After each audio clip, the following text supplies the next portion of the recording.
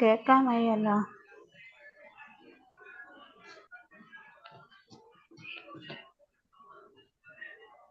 ഹരേ കൃഷ്ണ. തുടങ്ങുന്നുള്ളൂ മാതാജി. കേൾക്കുന്നില്ല മാതാജി. തുടങ്ങുന്നുള്ളൂ. ഹരേ കൃഷ്ണ. പ്രണാമം മാതാജി. പ്രണാമം. ഹരേ പ്രണാമം. കൃഷ്ണ. പ്രണാമം. ഹരേ കൃഷ്ണ. ഹരേ കൃഷ്ണ. എല്ലാവർക്കും ഹരേ കൃഷ്ണ പ്രണാമം.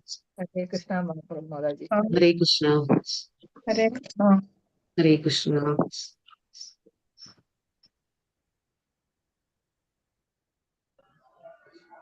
മാതാജി കാണും.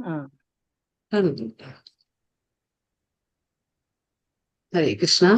ശ്രീ രാധാ ഗോവിന്ദ ഇസ്കോൺ മംഗളൂരിന്റെ 18 ദിവസത്തെ ഗീതാധ്യാനത്തിലേക്ക് എല്ലാവർക്കും സ്വാഗതം. ഓം അജ്ഞാനതിമിരാന്ധസ്യ ജ്ഞാനാഞ്ജനാശലാകയാ ചക്ഷുരുന്മിലിതം യേന തസ്മൈ ശ്രീ ഗുരുവേ നമഃ. ശ്രീ ചൈതന്യ മനോഭീഷ്ടം സ്ഥാപിതം യേന ഭൂതലേ സ്വയം രൂപ കഥാ മഹ്യം ദദാതി സ്വപദാന്തികം. വന്ദേഹം ശ്രീഗുരോ ശ്രീയുതപദകമലം ശ്രീഗുരുन् വൈഷ്ണവാംശ്ച ശ്രീരൂപം സാഗ്രജാതം സഗണ രഘുനാഥാന്വിതം തം സജീവം സാദ്വൈതം സാവധൂതം പരിജനസഹിതം കൃഷ്ണ ചൈതന്യദേവം ശ്രീരാധാകൃഷ്ണപാദാൻ സഗണ ലളിता श्री विशाखान्वितांश. हे कृष्णा करुणा सिंधु दीनबंधु जगत्पते गोपेश गोपिका कांता राधा कांत नमोस्तुते तप्त कांचन गौरांगी राधे वृंदावनेश्वरी वृषभानुसुते देवी प्रणमामि हरिप्रिये. वाञ्छाकल्पतरुभ्यश्च कृपा सिन्धुभ्य एव च पतितानां पावनेभ्यो वैष्णवेभ्यो नमो नमानंत कोटि वैष्णववृंद की जय। श्रील प्रभुपाद की जय। नमो ओम विष्णुपादाय कृष्णपृष्ठाय भूतले श्रीमते भक्तिवेदांत स्वामिनिति नामिने नमस्ते सारस्वते देवे गौरवाणी प्रचारिणे निर्विशेष शून्यवादी पाश्चात्य देशतारिणे। जय श्री कृष्ण चैतन्य प्रभु नित्यानंद श्री अद्वैत गदाधर श्रीवासादि गौर भक्तवृंदा। हरे कृष्णा कृष्ण कृष्णा हरे हरे हरे राम राम राम हरे हरे. മാതാജി കാണുന്നില്ല മാതാജിനെ. സുനിത അരവിന്ദ് അതിൽ നോക്കും. എന്റെ ലാപ്ടോപ്പ് ഇത്തിരി പ്രശ്നമാണ്, അതുകൊണ്ടാണ്. ഹരേ കൃഷ്ണ. സുനിത അരവിന്ദ് കാണുന്നുണ്ടോ?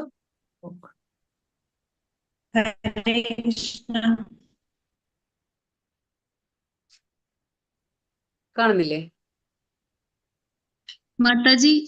മാതാജിയുടെ പേരില് സുനില രാധാദേവി ദാസി, അതാണ് പിന്നായിരിക്കുന്നത് മാതാജി. ഹരേ കൃഷ്ണ. കാണുന്നുണ്ട്. സുനിത അരവിന്ദിൽ കാണുന്നുണ്ട്. കാണും.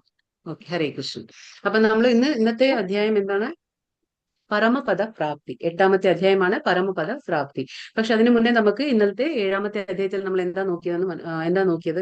നമ്മൾ ജ്ഞാന വിജ്ഞാന യോഗം മനസ്സിലാക്കി. ജ്ഞാന വിജ്ഞാന യോഗം എന്ന് പറഞ്ഞാൽ ഭഗവാന്റെ അതീന്ദ്രിയ ജ്ഞാനത്തെ നമ്മൾ പ്രായോഗികമാക്കി എങ്ങനെയാണ് ജീവിക്കേണ്ടത് എന്നുള്ളത് നമുക്ക് മനസ്സിലായി. അതായത് ഭഗവാൻ എന്താണ് പറയുന്നത്? ഇന്നലെ 7ാമത്തെ അധ്യായത്തിൽ ഭഗവാൻ പറഞ്ഞു, തത് ശൃണു, അതായത് എന്നിൽ നിന്ന് കേൾക്കുക, അല്ലെങ്കിൽ ഭഗവാനിൽ നിന്നോ അല്ലെങ്കിൽ ഭഗവാന്റെ ശുദ്ധ ഭക്തന്മാരിൽ നിന്നോ നമുക്ക് ഭഗവാന്റെ കാര്യങ്ങൾ കേട്ട് മനസ്സിലാക്കണം. അതാണ് യഥാർത്ഥ രീതി, കേൾക്കാനുള്ള രീതി. പിന്നെ ഭഗവാന്റെ 3 പുരുഷ അവതാരങ്ങളെ കുറിച്ച് നമ്മൾ മനസ്സിലാക്കി. അതായത് കാരണോദകസായി വിഷ്ണു, ഗർഭോദകസായി വിഷ്ണു, പിന്നെ ക്ഷീരോദകസായി വിഷ്ണു. പിന്നെ ഭഗവാന്റെ ഭിന്ന പ്രകൃതി, അതായത് ഭിന്ന പ്രകൃതി എന്ന് പറയുമ്പോൾ ഭഗവാന്റെ ഏതൊക്കെയാണ്? 5 പ്ലസ് പഞ്ചഭൂതങ്ങൾ: ഭൂമി, ജല, അഗ്നി, വായു, ആകാശം. പിന്നീട് 3 എന്താണ്? സൂക്ഷ്മമായ മിഥ്യാഹങ്കാരവും. പിന്നെ ഭഗവാൻ ഏഴാമത്തെ ശ്ലോകത്തിൽ എന്താണ് പറയുന്നത്? അതായത് ഭഗവാന് സമാനമായ ഉത്കൃഷ്ടമായ ഒന്നും തന്നെ ഇല്ല, എല്ലാം ഭഗവാനിൽ ഇണക്കി ചേർത്തിരിക്കുന്നതാണ്. ഒരു മാലയിൽ മുത്തുകൾ എന്ന പോലെ അത് ഒരു ഉപമ തന്നു ഭഗവാൻ. പിന്നീട് ഭഗവാൻ പറഞ്ഞു 4 തരം ആൾക്കാർ ഭഗവാനിലേക്ക് അടുക്കും. ആരാണ് ആ 4 തരം സുകൃതികള്? ആരൊക്കെയാണ്? ദുഷ്കൃതരായ മൂഢന്മാർ, സുകൃതികൾ ആരൊക്കെയാണ് ഭഗവാനിലെ ഭഗവാനിലേക്ക് ദുഃഖിതൻ, ധനകാംക്ഷി, ജിജ്ഞാസു, പരമസത്യത്തെ അന്വേഷിക്കുന്ന ജ്ഞാനി. അപ്പൊ ഈ 4 പേര് ഭഗവാന്റെ അടുത്തേക്ക് വരും. പക്ഷെ ഭഗവാന്റെ അടുത്തേക്ക് വരാത്ത 4 പേര് ആരൊക്കെയാണ്? ദുഷ്കൃതരായ മൂഢന്മാര്, നരാധവന്മാര്, മായയാൽ അപഹരിക്കപ്പെട്ട ജ്ഞാനത്തോട് നിരീശ്വരവാദികളും. അപ്പൊ ഇവരൊക്കെയാണ് ഭഗവാനിലേക്ക് അടുക്കാത്ത ആൾക്കാർ. പിന്നെ ഭഗവാൻ പറഞ്ഞു, എന്താണ് ഭഗവാൻ ലാസ്റ്റ് പറയുന്നത്? 23ാമത്തെ ശ്ലോകത്തിൽ പറഞ്ഞു, മൂഢന്മാർ ആരെയാണ് ആരാധിക്കുക? അവര് ദേവന്മാരെ ആരാധിക്കും. മൂഢന്മാര് ദേവന്മാരെ അവരുടെ ഫലങ്ങൾ എങ്ങനെയുള്ളതാണ്? തുച്ഛവും ക്ഷണികവും ആയിരിക്കും. അവരുടെ ഫലവും തുച്ഛവും ക്ഷണികവും, അതായത് ശാശ്വതമായ ഫലങ്ങൾ അവർക്ക് ലഭിക്കുന്നില്ല. പക്ഷെ ഭഗവാൻ ശ്രീകൃഷ്ണനെ നമ്മൾ ആരാധിക്കുമ്പോൾ നമുക്ക് എന്താ കിട്ടുക? നമ്മുടെ ഫലങ്ങൾ എന്തായിരിക്കും? അത് ശാശ്വതമായ പരമോന്നത ഗതിയിലേക്ക് എത്തിക്കും നമ്മളെ. പക്ഷെ 7:30 പിന്നെ ലാസ്റ്റ് അവസാനത്തെ ശ്ലോകത്തിൽ ഭഗവാൻ എന്താണ് പറയുന്നത്? ഇങ്ങനെയുള്ളവർക്കാണ് ഭഗവാന്റെ സ്മരണ ഉണ്ടാവുക ലാസ്റ്റില് മരിക്കുമ്പോ. എങ്ങനെയുള്ളവർക്കാണ്? ഭഗവാനെ അറിയുകയും എപ്പോഴും ഭഗവാനെ കുറിച്ച് ബോധം പുലർത്തുകയും ചെയ്യുന്നവർ മരണത്തിന് ശേഷം ഭഗവാനെ സ്മരിക്കും. ദേവന്മാരുടെയും സർവജ്ഞങ്ങളുടെയും. അതെ, അതായത് ഈ കാണുന്ന ഭൗതിക പ്രപഞ്ചത്തിന്റെയും ദേവന്മാരുടെയും സകല യജ്ഞങ്ങളുടെയും ആരാണത്? ഭോക്താവും നിയന്താവുമാണ് ഭഗവാൻ എന്ന് മനസ്സിലാക്കിക്കൊണ്ട് ഭഗവാനിൽ ഭഗവാനെ തന്നെ ധ്യാനിച്ചുകൊണ്ട് മനസ്സുറപ്പിച്ച് ധ്യാനിച്ചുകൊണ്ട് ഭക്തി ചെയ്യുന്ന ആൾക്കാർക്ക് എന്താണ് സംഭവിക്കുക? മരണ സമയത്ത് ഭഗവാനെ ഓർക്കാൻ സാധിക്കും എന്നാണ് പറയുന്നത്. അപ്പൊ ഇന്ന് നമ്മൾ പഠിക്കുന്നത് എന്താണ്? ഭഗവാന്റെ പരമപദപ്രാപ്തി. പരമപദം എന്ന് പറഞ്ഞാൽ എന്താണ്? ഗോലോക. നമ്മൾ പറഞ്ഞു ഭഗവാന്റെ ഒരു ധാമം ഉണ്ടല്ലേ, അതായത് ഗോലോക വൃന്ദാവനം എന്ന ആ ഗോലോക വൃന്ദാവന ധാമത്തിലേക്ക് എത്തുന്ന കാര്യങ്ങളാണ് ഭഗവാൻ പറയുന്നത്. ഇപ്പോ പരമപദ പ്രാപ്തി, എങ്ങനെയാണ് ആ പരമപദത്തെ നമുക്ക് പ്രാപിക്കാൻ കഴിയുന്നത്? അപ്പൊ നമുക്ക് നോക്കാം. അചഞ്ചലമായ ഭക്തിയോടെ എന്നെ ഭജിക്കുന്നവർ ത്രിഗുണങ്ങളെ മറികടന്ന് ബ്രഹ്മഭാവത്തെ പ്രാപിക്കുവാൻ യോഗ്യരാകുന്നു. അതായത് എങ്ങനെയാണ് ഒരാൾക്ക് യോഗ്യത നേടാൻ കഴിയുക? ജൈവ എല്ലാവരും മ്യൂട്ട് ചെയ്യണേ, ഡിസ്റ്റർബ് ആവും ക്ലാസ്. അചഞ്ചലമായ ഭക്തിയോടെ എന്നെ ഭജിക്കുന്നവർക്ക് എങ്ങനെയാണ് ഭഗവാൻ, അതായത് ആരാണോ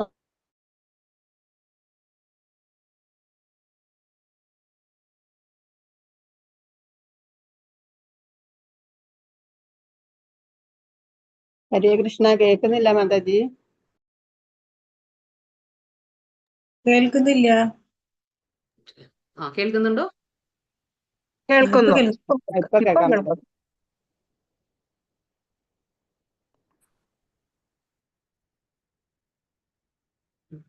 ഓം നമോ ഭഗവത്തെ വാസുദേവായ. അർജുന ഉവാച കിം തദ്ബ്രഹ്മ കിമധ്യാത്മം കിം കർമ്മ പുരുഷോത്തമ അധിഭൂതം ച കിം പ്രോക്തം അധിദൈവം കിം ഉച്യത്തെ. അർജുനൻ ചോദിച്ചു, ഹേ പുരുഷോത്തമ, എന്താണ് ബ്രഹ്മം?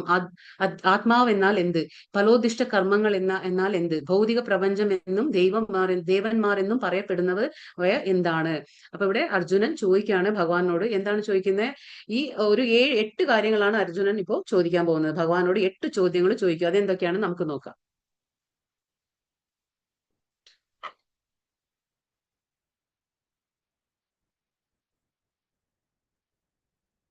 മാതാജി കേൾക്കുന്നില്ല. വീണ്ടും കേൾക്കുന്നില്ലേ? ഹരേ കൃഷ്ണ. കേൾക്കുന്നുണ്ട് മാതാജി. മാതാജി പറയുമ്പോ കേൾക്കുന്നുണ്ട്, പക്ഷെ ഇടയ്ക്ക് നെറ്റ്വർക്ക് ഇഷ്യൂ ഉണ്ടാവും, അതായിരിക്കും. അപ്പൊ ഭഗവാൻ എന്താ പറയുന്നത് ഇവിടെ? അർജുനൻ 5 കാര്യങ്ങൾ ചോദിക്കുകയാണ്. എന്താണ് 5 കാര്യങ്ങൾ ചോദിക്കുന്നത്? എന്താണ് ബ്രഹ്മ? കിം ബ്രഹ്മ കിമധ്യാത്മ. അപ്പൊ ആദ്യത്തെ ചോദ്യം എന്താണ് ബ്രഹ്മ. രണ്ടാമത്തെ ചോദ്യം അധ്യാത്മ എന്നാൽ എന്ത്. മൂന്നാമത്തെ ചോദ്യം ഫലോദിഷ്ട കർമ്മങ്ങൾ എന്നാൽ എന്ത്. നാലാമത്തെ ചോദ്യം ചോദിക്കുകയാണെ ഭൗതിക പ്രപഞ്ചം എന്നാൽ എന്ത്. പിന്നെ 5ാമത്തെ ദേവന്മാര് എന്ന് പറയപ്പെടുന്നവർ എന്താണ്. ഈ 5 ചോദ്യങ്ങളാണ് ആദ്യത്തെ ശ്ലോകത്തില് അർജുനൻ ഭഗവാനോട് ചോദിക്കുന്നത്. ഇപ്പൊ രണ്ടാമത്തെ ചോദ്യം വീണ്ടും രണ്ടാമത്തെ ശ്ലോകത്തിലും അർജുനൻ വീണ്ടും ചോദിക്കുകയാണെ അതിയജ്ഞം കഥം കോത്ര ദേഹോസ്മിൻ മധുസൂദന പ്രയാണ കാലേ ച കഥം ജ്ഞേയോസി നിയതാത്മഭിഹി. മധുസൂദന, ആരാണ് യജ്ഞദേവത? ഈ ശരീരത്തിൽ അദ്ദേഹം എങ്ങനെയാണ് കുടികൊള്ളുന്നത്? പിന്നെ ഭക്തിയുത സേവന നിരതരായവർക്ക് മരണവേളയിൽ എങ്ങനെയാണ് അങ്ങയെ അറിയാൻ കഴിയുന്നത്? അപ്പൊ വീണ്ടും ചോദിക്കുകയാണ്. അപ്പൊ 5 ചോദ്യങ്ങൾ കഴിഞ്ഞു. ഇപ്പൊ 6ാമത്തെ ചോദ്യം ചോദിക്കണേ യജ്ഞദേവത ആരാണ്. പിന്നെ ചോദിക്കുന്നു ശരീരത്തിൽ അത് എങ്ങനെയാണ് കുടികൊള്ളുന്നത്. പിന്നെ ചോദിക്കുന്നു ഭക്തിയുത സേവനത്തിൽ നിരതരായവർക്ക് മരണവേളയിൽ അങ്ങയെ എങ്ങനെ അറിയാൻ കഴിയും. അപ്പൊ 8 ചോദ്യങ്ങൾ എന്തൊക്കെയാണ്? എന്താണ് ബ്രഹ്മ? പിന്നെ അധ്യാത്മം എന്നാൽ എന്ത്? ഫലോദിഷ്ട കർമ്മം എന്നാൽ എന്ത്? ഭൗതിക പ്രപഞ്ചം എന്ത്? ദേവന്മാർ എന്ന് പറയപ്പെടുന്നത് എന്താണ്? പിന്നെ ചോദിക്കുന്നു യജ്ഞദേവത ആരാണ്? അത് എങ്ങനെയാണ് കുടികൊള്ളുന്നത് ശരീരത്തില്? പിന്നെ ഭക്തിയുത സേവന നിരതരായവർക്ക് അങ്ങയെ മരണവേളയിൽ എങ്ങനെ അറിയാൻ കഴിയും? അപ്പൊ ഇത് 8 ചോദ്യങ്ങൾക്കുള്ള മറുപടി ഭഗവാൻ ഇപ്പൊ കൊടുക്കണം. ശ്രീ ഭഗവാനുവാച അക്ഷരം ബ്രഹ്മ പരമം സ്വഭാവോ അധ്യാത്മമുച്യത്തെ ഭൂതഭാവോദ്ഭവകരോ വിസർഗ കർമ്മ സംനിധഃ. ശ്രീ ഭഗവാൻ പറഞ്ഞു, അവിനാശിയും അതീന്ദ്രിയുമായ ആത്മാവത്രേ ബ്രഹ്മം. ബ്രഹ്മത്തിന്റെ ശാശ്വത പ്രകൃതിയെ അധ്യാത്മം എന്ന് പറയപ്പെടുന്നു. ജീവാത്മാക്കളുടെ ഭൗതിക ശരീരത്തിന്റെ വികാസത്തിനും വേണ്ടുന്ന പ്രവർത്തനങ്ങളാണ് കാമ്യകർമ്മങ്ങൾ. അപ്പൊ ഇവിടെ ആദ്യത്തെ ചോദ്യങ്ങൾക്കൊക്കെ ഭഗവാൻ മറുപടി കൊടുക്കുകയാണ്. അതായത് എന്താണ് ബ്രഹ്മം? അപ്പൊ ബ്രഹ്മം എന്ന് പറഞ്ഞാൽ എന്താണ്? അതീന്ദ്രിയനും അവിനാശിയും. നമുക്കറിയാം ബ്രഹ്മം എന്ന് പറഞ്ഞാൽ ആത്മാവാണ്. ആര്? ജീവാത്മാവാണ് ബ്രഹ്മം. ബ്രഹ്മം എന്ന് പറഞ്ഞാൽ നമ്മുടെയൊക്കെ ശരീരത്തിന്റെ ഉള്ളിലുള്ള ആ ജീവാത്മാവ്, അതാണ് ബ്രഹ്മം എന്ന് ഭഗവാൻ പറഞ്ഞു കൊടുക്കുന്നു. ആദ്യത്തെ ചോദ്യത്തിനുള്ള ഉത്തരം അത് അവിനാശിയാണ്, അതീന്ദ്രിയനാണ്. അവിനാശി നമുക്കറിയാം, അതിനെ കാറ്റിനെ ശോഷിപ്പിക്കാനോ വെള്ളത്തിനെ നനയ്ക്കാനോ പിന്നെ തീയിനെ ദഹിപ്പിക്കാനോ ഒന്നും കഴിയില്ല. ആയുധങ്ങൾക്ക് മുറിക്കാനോ കഴിയാത്തതാണ് ഈ ആത്മാവ്. അതുകൊണ്ടാണ് അത് അവിനാശിയുമാണ്, അതീന്ദ്രിയനുമാണ് ആത്മാവ്. അതുകൊണ്ടാണ് അത് ബ്രഹ്മം എന്ന് പറയുന്നത്. പിന്നെ അതിന്റെ ശാശ്വത പ്രകൃതി, അതായത് ജീവാത്മാവിന്റെ ആ ഇറ്റേണിറ്റി എന്ന് നമ്മൾ പറയും, ആ ശാശ്വത പ്രകൃതിയെ നമ്മൾ എന്താ പറയുന്നത്? അത് അധ്യാത്മ. അപ്പൊ ബ്രഹ്മം എന്നാൽ ജീവാത്മാവ്, അതിന്റെ ജീവാത്മാവിന്റെ ശാശ്വത പ്രകൃതിയെ നമ്മൾ അധ്യാത്മ എന്ന് പറയും. അതാണ് ഭഗവാൻ പറഞ്ഞു കൊടുക്കുന്നത്. പിന്നെ വീണ്ടും എന്താ ചോദിക്കുന്നത്? മൂന്നാമത്തെ ചോദ്യം എന്തായിരുന്നു? ഫലോദിഷ്ട കർമ്മം എന്നാൽ എന്ത്? അതായത് നമ്മളിപ്പോ നമ്മൾ പറഞ്ഞു ജീവാത്മാവിന് ഒരു ശരീരം വേണം പ്രവർത്തിക്കാൻ. അപ്പൊ നമുക്കൊക്കെ ഒരു ശരീരമുണ്ട്. അപ്പൊ ഈ ജീവാത്മാക്കളുടെ ഭൗതിക ശരീരത്തിന്റെ, അതായത് ഈ ഭൗതിക ശരീരത്തിന്റെ വികാസത്തിനും വേണ്ടുന്ന പ്രവർത്തനങ്ങളാണ് എന്താണ്? കാമ്യ കർമ്മങ്ങള്. അതാണ് ഫലോദിഷ്ട കർമ്മങ്ങൾ. ഈ കാമ്യം എന്ന് പറഞ്ഞാൽ അവിടെ നമ്മൾ ഫലാസക്തി ഉണ്ട്. അപ്പൊ നമ്മൾ ചെയ്യുന്ന കർമ്മങ്ങൾക്ക് നമ്മുടെ ഫലങ്ങൾ കിട്ടും. അതുകൊണ്ടാണ് കാമ്യ കർമ്മം എന്ന് പറയുന്നത്. അപ്പൊ ആ പ്രവർത്തനങ്ങൾ, അതായത് ഈ അതായത് ജീവാത്മാവിന്റെ ഈ ശാരീരിക എന്താ പറയാ ശരീരത്തിന്റെ വികാസത്തിന് വേണ്ടുന്ന പ്രവർത്തനങ്ങൾ, അതായത് കാമ്യ കർമ്മങ്ങളാണ്. എന്താണോ നമ്മൾ ശരീരം നിലനിർത്താൻ വേണ്ടി ചെയ്യുന്ന കർമ്മങ്ങൾ, അതാണ് ഫലോദിഷ്ട കർമ്മങ്ങൾ എന്ന് ഭഗവാൻ പറഞ്ഞു കൊടുക്കുകയാണ്. പിന്നീട് എന്താ ചോദിച്ചേ? പിന്നെ ഇന്ദ്രിയങ്ങൾക്ക് നമുക്ക് എന്താ പറയാ ആത്മാവിനെ കാണാൻ സാധിക്കില്ല, അല്ലെ? ഇന്ദ്രിയം എന്താണ്? നമുക്ക് ആത്മാവിനെ കാണാൻ സാധിക്കുമോ? സാധിക്കില്ല. കാരണം ആത്മാവ് നമ്മളിപ്പോ പറഞ്ഞ ആ ലക്ഷണങ്ങളൊക്കെ ഉണ്ട്. ആത്മാവിനെ ഒന്നും തന്നെ ചെയ്യാൻ പറ്റില്ല. അത് അതീന്ദ്രിയമാണ്, അവിനാശിയാണ്. അതിനെ ആയുധങ്ങൾക്ക് ഒന്നിനെ കൊണ്ടും ഒന്നും ചെയ്യാൻ കഴിയില്ല. അപ്പൊ അതെന്താണ്? ആത്മാവിന്റെ സൈസ് പറയണം. എങ്ങനെയാണ് ആത്മാവിന്റെ സൈസ് എന്ന് പറയുമ്പോൾ, നമ്മുടെ ഈ തലനാരിഴയുടെ, അതായത് നമ്മുടെ മുടിയുടെ ആ ഒരു മുടിയുടെ തുമ്പിനെ നമ്മൾ 10,000 ഭാഗങ്ങളാക്കി നമ്മൾ കട്ട് ചെയ്യുമ്പോൾ, അതായത് നമ്മൾ മുറിച്ചു മാറ്റുമ്പോൾ അതിന്റെ ഒരു ഭാഗമാണ് ഈ ആത്മാവിന്റെ സൈസ്. ആത്മാവിന്റെ സൈസ് എന്താണ്? നമ്മുടെ തലനാരിഴയുടെ മുടിയിഴയുടെ ഒരു തുമ്പിനെ നമ്മൾ 10,000 കഷ്ണങ്ങളാക്കി ഭാഗങ്ങളാക്കി നമ്മൾ ചെയ്യുമ്പോൾ അതിന്റെ ഒരു ഭാഗമാണ് ഈ ആത്മാവിന്റെ സൈസ്. അങ്ങനെയാണ് ആത്മാവിന്റെ സൈസ്. അപ്പൊ അതുകൊണ്ട് തന്നെ ആത്മാവ് അതീന്ദ്രിയനും അവിനാശിയും ഒക്കെയാണ്. അപ്പൊ പിന്നെ ബ്രഹ്മം പറഞ്ഞു. എന്താണ് ബ്രഹ്മം എന്ന് പറഞ്ഞാൽ? ജീവാത്മാവ്. പിന്നെ അധ്യാത്മ എന്ന് പറഞ്ഞാൽ ബ്രഹ്മാവിന്റെ, അതായത് ജീവാത്മാവിന്റെ ശാശ്വത പ്രകൃതി. പിന്നെ ഫലോദിഷ്ട കർമ്മങ്ങൾ എന്ന് പറയുന്നത് എന്താണ്? ഈ ശരീരത്തിന്റെ വികാസത്തിന് വേണ്ടി, അതല്ലെങ്കിൽ ശരീരം നിലനിർത്താൻ വേണ്ടി നമ്മൾ ചെയ്യുന്ന പ്രവർത്തനങ്ങളാണ് കാമ്യ കർമ്മങ്ങൾ, അല്ലെങ്കിൽ ഫലോദിഷ്ട കർമ്മങ്ങൾ. രണ്ടും ഒന്ന് തന്നെ, അങ്ങനെയാണ് പറയാണ്ട്. പിന്നെ അതാണ് കാമ്യകർമ്മം. പിന്നീട് വീണ്ടും എന്താ ചോദിച്ചത്? ഭൗതിക പ്രകൃതി എന്നാൽ എന്ത്? അത് ചോദിച്ചു. അത് പ്രകൃതി എന്നാൽ എന്താന്ന് ചോദിച്ചു. അപ്പൊ ഭൗതിക പ്രകൃതി എന്താണ്? നമ്മൾ ഈ കാണുന്ന പ്രത്യക്ഷ പ്രപഞ്ചമാണ് ഭൗതിക പ്രകൃതി.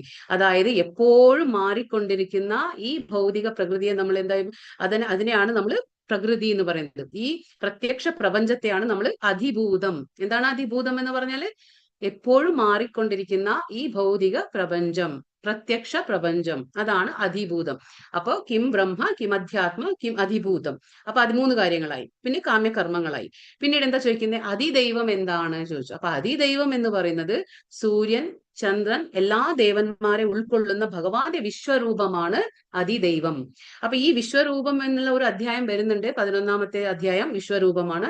അപ്പൊ നമുക്ക് അതിൽ ഡീറ്റെയിൽ ആയിട്ട് മനസ്സിലാക്കാൻ പറ്റും ഇതിനെക്കുറിച്ച്. അപ്പൊ സൂര്യനും ചന്ദ്രനും പിന്നെ എല്ലാ ദേവന്മാരും ഉൾക്കൊള്ളുന്ന ഭഗവാന്റെ വിശ്വരൂപത്തെ നമ്മൾ എന്ത് പറയും? അതിദൈവം എന്ന് പറയും. അതാണ് പ്രപഞ്ചം മുഴുവനും നിറഞ്ഞു നിൽക്കുകയാണ് ഭഗവാൻ. പ്രപഞ്ചം മുഴുവനും, ഈ കാണുന്ന പ്രത്യക്ഷ പ്രപഞ്ചം മുഴുവനും നിറഞ്ഞു നിൽക്കുന്നതാണ് ഭഗവാന്റെ അതിദൈവ രൂപം. അതാണ് അതിദൈവം.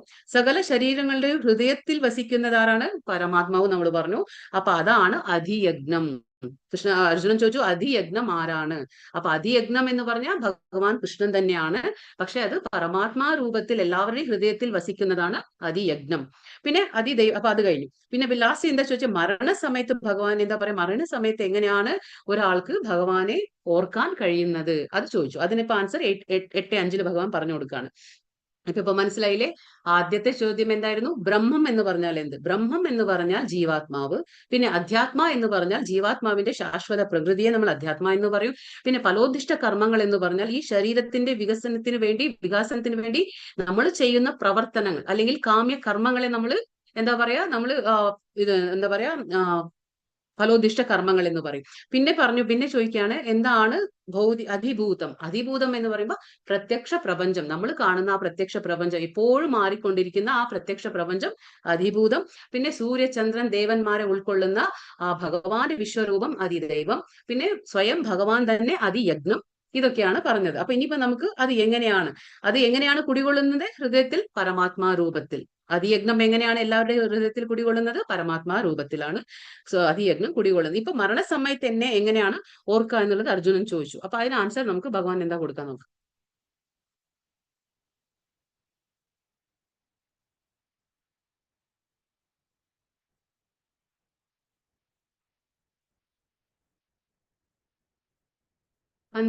കാലേ ച മാമേവ സ്മരൻ മുക്ത്വാ കളേവരം യഹ് പ്രയാതി സമദ്ഭാവം യാതി നാസ്ത്യത്ര സംശയഃ. മരണസമയത്ത് എന്നെ തന്നെ സ്മരിച്ചുകൊണ്ട് ശരീരം ത്യജിക്കുന്നവൻ എന്റെ ഭാവത്തെ ഉടൻ തന്നെ പ്രാപിക്കുമെന്നതിന് സംശയമില്ല. അപ്പൊ അർജുനൻ ചോദിച്ചു മരണസമയത്ത് അങ്ങേ എങ്ങനെയാണ് പ്രാപിക്കാൻ കഴിയുക, അല്ലെങ്കിൽ അങ്ങേ എങ്ങനെയാണ് മനസ്സിലാക്കാൻ കഴിയാന്ന് അർജുനൻ ചോദിച്ചു കൃഷ്ണനോട്. അപ്പൊ ഭഗവാൻ പറയാണ്, അതായത് മരണസമയത്ത് അന്തകാലം എന്ന് പറഞ്ഞ മരണസമയത്ത് മാമേവ സ്മരൻ മുക്ത്വ, അതായത് കലേവരം എന്ന് പറഞ്ഞാൽ എന്താണ്? കലേവരം എന്ന് പറഞ്ഞാൽ ദേഹം, നമ്മുടെ ഈ ശരീരം എങ്ങനെയാണ് നമ്മുടെ ഈ ശരീരത്തെ ഉപേക്ഷിക്കുമ്പോൾ, അതായത് നമ്മൾ മരണപ്പെടുമ്പോൾ എങ്ങനെയാണ് ആ സമയത്ത് നമ്മൾ ഭഗവാനെ ഓർക്കുകയാണെങ്കിൽ എന്താ സംഭവിക്കുക? അപ്പൊ ഭഗവാന്റെ എന്താ പറയാ ആ ഉടൻ തന്നെ ഭഗവാനെ പ്രാപിക്കും എന്നാണ് ഭഗവാൻ പറഞ്ഞു കൊടുക്കുന്നത്. അപ്പൊ അർജുനൻ ചോദിച്ചു എങ്ങനെ പ്രാപിക്കാൻ കഴിയും? അതായത് മരണസമയത്ത് ആരാണോ, ദേഹം ത്യജിക്കുമ്പോൾ ആരാണോ ഭഗവാനെ കുറിച്ച് ഓർക്കുന്നത് അവർക്ക് യാതൊരു സംശയവുമില്ല ഭഗവാനെ തന്നെ പ്രാപിക്കും. മരണസമയത്ത് എന്നെ തന്നെ സ്മരിച്ചുകൊണ്ട് ശരീരം ത്യജിക്കണം. അങ്ങനെയുള്ള ആൾക്ക് എന്താണ്? ഉടനടി ഭഗവാനെ പ്രാപിക്കും. ഇതിൽ യാതൊരു സംശയവുമില്ല എന്ന് ഭഗവാൻ. ഇപ്പൊ നമുക്ക് ചിത്രത്തിൽ കാണുന്നത് ഭീഷ്മദേവനാണ്. അപ്പൊ ഈ ഭീഷ്മദേവർ എന്താണ് ചെയ്തത്? ഭീഷ്മദേവർ മരിക്കുന്ന സമയത്ത് ഭഗവാനെ കുറിച്ച് തന്നെ ആയിരുന്നു അവരുടെ മനസ്സ് മുഴുവൻ ചിന്തിച്ചതും. എന്താ പറയാ ആ മനസ്സ് മുഴുവനും ഭഗവാൻ ശ്രീകൃഷ്ണനെ നേരിട്ട് കണ്ടുകൊണ്ട് ആ ഭഗവത് സ്മരണയിലാണ് അവർ ദേഹം ത്യാഗം ചെയ്തത്. അപ്പൊ അത് തീർച്ചയായും അവർ ഭഗവത് പ്രാപ്തി അവർക്ക് സാധിച്ചു. അവർക്ക് ഭഗവാൻ പ്രാപ്തി നേടാൻ കഴിഞ്ഞു എന്നാണ് ഭഗവാൻ പറയുന്നത്. അപ്പൊ അതുകൊണ്ടാണ് പറയുന്നത് ഈ ഭഗവത് സ്മരണം അന്ത്യകാലത്തിൽ നമുക്ക് വരണമെങ്കിൽ നമ്മൾ നിത്യേന ഭഗവാനെ ഓർത്തിരിക്കണം. അപ്പൊ ഭഗവാനെ എന്നും നമ്മൾ ഓർക്കാൻ കഴിയുന്നുണ്ടെങ്കിൽ മാത്രമേ നമുക്ക് ആ ശരീരം ത്യജിക്കുമ്പോൾ ഭഗവാന്റെ സ്മരണ നമ്മുടെ അടുത്തേക്ക് എത്തുള്ളൂ. അല്ലെങ്കിൽ ഭഗവാൻ പറയാറില്ലേ, ഭഗവാൻ മൂഢോയം മൂഢോയം നാഭിജാനാതി യോഗമായ സമാവൃത എന്ന് ഭഗവാൻ പറയാം. അതായത് മൂഢന്മാർക്ക് എന്നെ മനസ്സിലാക്കാൻ കഴിയില്ല. കാരണം എന്തെന്ന് വെച്ചാൽ എന്റെ അന്തരംഗ ശക്തിയായ യോഗമായ കവർ ചെയ്തിരിക്കും, അവരെ ആവരണം ചെയ്തിരിക്കും അവരുടെ ജ്ഞാനത്തെ. അതുകൊണ്ട് അവർക്ക് എന്നെ കാണാൻ സാധിക്കില്ല എന്ന് ഭഗവാൻ പറഞ്ഞു കൊടുക്കാണ്. അപ്പോൾ നമ്മൾ എന്താ വിചാരിക്കുക? നമ്മൾ ഓർക്കും മരിക്കുന്ന സമയത്ത് നമുക്ക് ഭഗവാനെ ഓർത്താ പോരെ, നമ്മൾ വയ്യാതെ കിടക്കുമ്പോഴൊക്കെ ഭഗവാനെ ഓർത്താ പോരെ. അല്ല, അങ്ങനെ നമുക്കത് സാധിക്കില്ല. കാരണം നമ്മൾ നിരന്തരം എന്താണോ പരിശീലിക്കുന്നത്, നിരന്തരം നമ്മൾ എന്താണോ അഭ്യസിച്ചുകൊണ്ടിരിക്കുന്നത്, അത് തന്നെയാണ് നമുക്ക് മരണസമയത്ത് ഓർമ്മയായി വരുന്നത് നമ്മുടെ അടുത്തേക്ക്. കാരണം നമ്മളിപ്പോ എന്താണ്, നമ്മൾ ഈ ഭൗതിക ആസക്തി അഭിലാഷങ്ങളിൽ നമ്മൾ ഏർപ്പെട്ട് എന്താണ് ചെയ്യുന്നത്? നമുക്ക് എപ്പോഴും നമുക്ക് കുടുംബപരമായിട്ടുള്ളോ നമ്മുടെ ജോലിപരമായിട്ടോ ഇങ്ങനെയുള്ള എന്താ പറയാ നമ്മുടെ ബന്ധുമിത്രാദികളെ കുറിച്ചോ ഇതൊക്കെ തന്നെയാണ് നമ്മുടെ ചിന്തകൾ. അപ്പൊ മരണസമയത്ത് നമുക്ക് ഇതേ ചിന്തകളാണ് നമ്മുടെ അടുത്തേക്കും ഓടിയെത്തുന്നത്.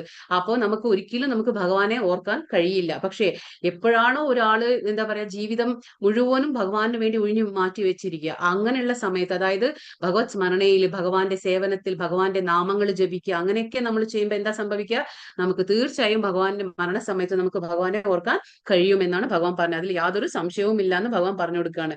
അപ്പൊ നമുക്ക് എന്താ ചെയ്യേണ്ടത്? ഇപ്പൊ ഭഗവാനെ അന്ത്യകാലത്ത് നമുക്ക് ഓർക്കണമെങ്കിൽ നമ്മൾ എന്താ ചെയ്യേണ്ടത്? നമ്മൾ നിത്യേന ഭഗവാന്റെ നാമം ജപിക്കണം. കാരണം കലിയുഗ ധർമ്മമാണ്. അത് നമ്മൾ ഓരോ ക്ലാസ്സിലും ആവർത്തിച്ച് എന്തുകൊണ്ടാണ് പറയുന്നത് വെച്ചാൽ അത് കലിയുഗ ധർമ്മമാണ് നാമം ജപിക്കൽ എന്നുള്ളത്. അതെ, അപ്പോൾ മാത്രമേ നമുക്ക് ഭഗവാനെ ലാസ്റ്റില് നമുക്ക്, കാരണം ദിവസേന നമ്മൾ നാമം ജപിക്കുമ്പോൾ എന്താണ്, നമുക്ക് നമ്മുടെ എല്ലാ ജോലി ചെയ്യുമ്പോഴും നമുക്ക് ഭഗവാന്റെ ഓർമ്മ നമ്മുടെ മനസ്സിലേക്ക് വരും. അപ്പൊ അങ്ങനെയാണ് നമുക്ക് വയ്യാതെ കിടക്കുമ്പോഴും അല്ലെങ്കിൽ നമ്മൾ മരണസമയത്തും നമുക്ക് ആ ശ്രീകൃഷ്ണനെ ഭഗവാനെ ഓർക്കാൻ നമുക്ക് യാതൊരു ബുദ്ധിമുട്ടും ഉണ്ടാവില്ല. അതൊരു ശീലമാക്കണം, പ്രാക്ടീസ്. നമ്മൾ പ്രാക്ടീസ് ചെയ്താലേ നമുക്ക് അന്ത്യസമയത്ത് നമുക്കത് ശരിക്കും. ഇപ്പൊ നമുക്കൊരു നമ്മുടെ അടുത്തൊരു, ഇപ്പൊ നമ്മുടെ വീട്ടിലൊരു 10ാം ക്ലാസ് പഠിക്കുന്ന കുട്ടി ഉണ്ടെങ്കിൽ നമ്മൾ എന്ത് ചെയ്യും? ആ കുട്ടി ഇപ്പൊ ബോർഡ് എക്സാം എഴുതാൻ പോവാണെങ്കിൽ നമ്മൾ ആ കുട്ടിയോട് എന്താ പറയാ, ആ എക്സാം എക്സാം മാർച്ചിലോ ഏപ്രിലോ ആയിരിക്കും, പക്ഷെ നമ്മൾ എന്ത് ചെയ്യും? നമ്മൾ നിത്യേന ദിവസേന പഠിക്കാൻ പറയും ആ കുട്ടിയോട്. പിന്നെ സ്പെഷ്യൽ ക്ലാസ് ഇടും, ട്യൂഷൻ ഇടും, എല്ലാം ചെയ്യും. എന്തുകൊണ്ടാണ് അതൊക്കെ നമ്മൾ ചെയ്യുന്നത്? അതായത് വരുന്ന ആ ബോർഡ് എക്സാമിൽ ആ കുഞ്ഞ് നല്ലതുപോലെ മാർക്ക് വാങ്ങണമെങ്കിൽ ദിവസേന അത് പഠിക്കണം. അതേപോലെയാണ് നമ്മളും ഈ കാണുന്ന നമ്മുടെ ഈ ജീവിതവും. എന്താണ്? നമ്മുടെ ജീവിതം ഒരു സ്റ്റഡിയാണ്, അധ്യയനമാണ്. അപ്പൊ നമ്മൾ എന്താ ചെയ്യേണ്ടത്? ഇപ്പൊ പഠിച്ചുകൊണ്ടിരിക്കണം നമുക്ക് എല്ലാവർക്കും. അത് നമ്മൾ എന്താ പറയാ, പ്രായമില്ല. നമുക്ക് പ്രഹ്ലാദ് മഹാരാജാവായിട്ട്, ധ്രുവ മഹാരാജാവായിട്ട് എന്താ കാണിച്ചു തരുന്നത്?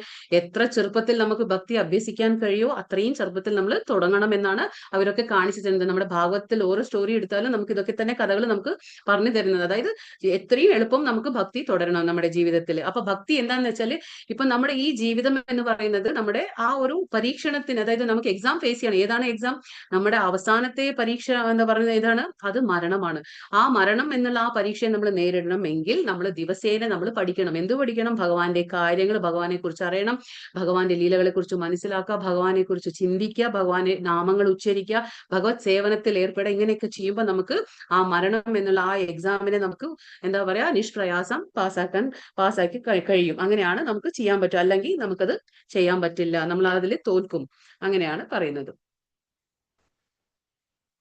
കൃഷ്ണാവബോധത്തോടെ ദേഹാന്ത്യം എന്താ പറയാ, ദേഹത്യാഗം ചെയ്യുന്നവൻ ഉടനെ ഭഗവാന്റെ അതീന്ദ്രിയ ഭാവം കൈകൊള്ളുന്നു. അതായത് കൃഷ്ണാവബോധത്തിൽ ആരാണോ നിത്യേന ഭഗവാന്റെ, കൃഷ്ണൻ പറഞ്ഞില്ലേ, അത് അവബോധത്തിൽ ആരുണ്ടാവണം? കൃഷ്ണൻ ഉണ്ടായിരിക്കണം. അപ്പൊ കൃഷ്ണാവബോധത്തോടെ ദേഹം ത്യാഗം ചെയ്യുന്നവന് ഉടനെ ഭഗവാന്റെ അതീന്ദ്രിയ ഭാവം കൈകൊള്ളുന്നു. അപ്പൊ അർജുനന്റെ ചോദ്യത്തിനുള്ള ആൻസർ കൊടുക്കാണ് ഭഗവാൻ.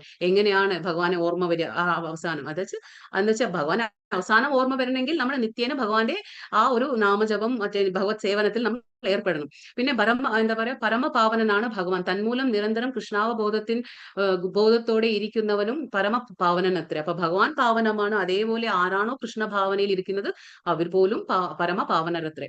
പിന്നെ സ്മരണം എന്ന വാക്ക് സുപ്രധാനമാണ് ഇവിടെ. അപ്പൊ സ്മരണം നമ്മൾ പറഞ്ഞില്ലേ, നവവിധ ഭക്തിയില് മൂന്നാമത്തേതാണ് ഏതാണ് സ്റ്റെപ്പ്? വിഷ്ണു സ്മരണ. അതായത് ശ്രവണം, കീർത്തനം, വിഷ്ണു സ്മരണം. അപ്പൊ നമ്മൾ ഭഗവാനെ കുറിച്ച് കേൾക്കുക, ശ്രവണം, പിന്നെ ഭഗവാന്റെ നാമം ജപം ചെയ്യുക, കീർത്തനം, പിന്നെ ഭഗവാനെ കുറിച്ച് ഓർക്കുക, അത് വിഷ്ണു സ്മരണമായി. അപ്പൊ ഈ മൂന്നൊക്കെ നമ്മൾ ചെയ്തുകൊണ്ട് പോയാൽ തീർച്ചയായിട്ടും നമുക്ക് ഭഗവാനെ പ്രാപിക്കാൻ ബുദ്ധിമുട്ടില്ല, അതൊരു ബുദ്ധിമുട്ടാവില്ല.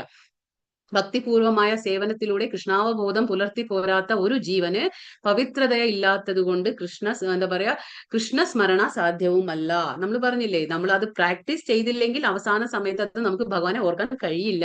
ഭക്തിപൂർവമായ സേവനത്തിലൂടെ നമ്മൾ നിത്യേന നമ്മൾ കൃഷ്ണാവബോധം പുലർത്തിക്കൊണ്ട് വരികയാണെങ്കിൽ മാത്രം സാധിക്കും. അല്ലാത്ത ഒരു ജീവൻ അത് സാധിക്കില്ല. കാരണം പവിത്രത നമുക്ക് ഉണ്ടായിരിക്കില്ല.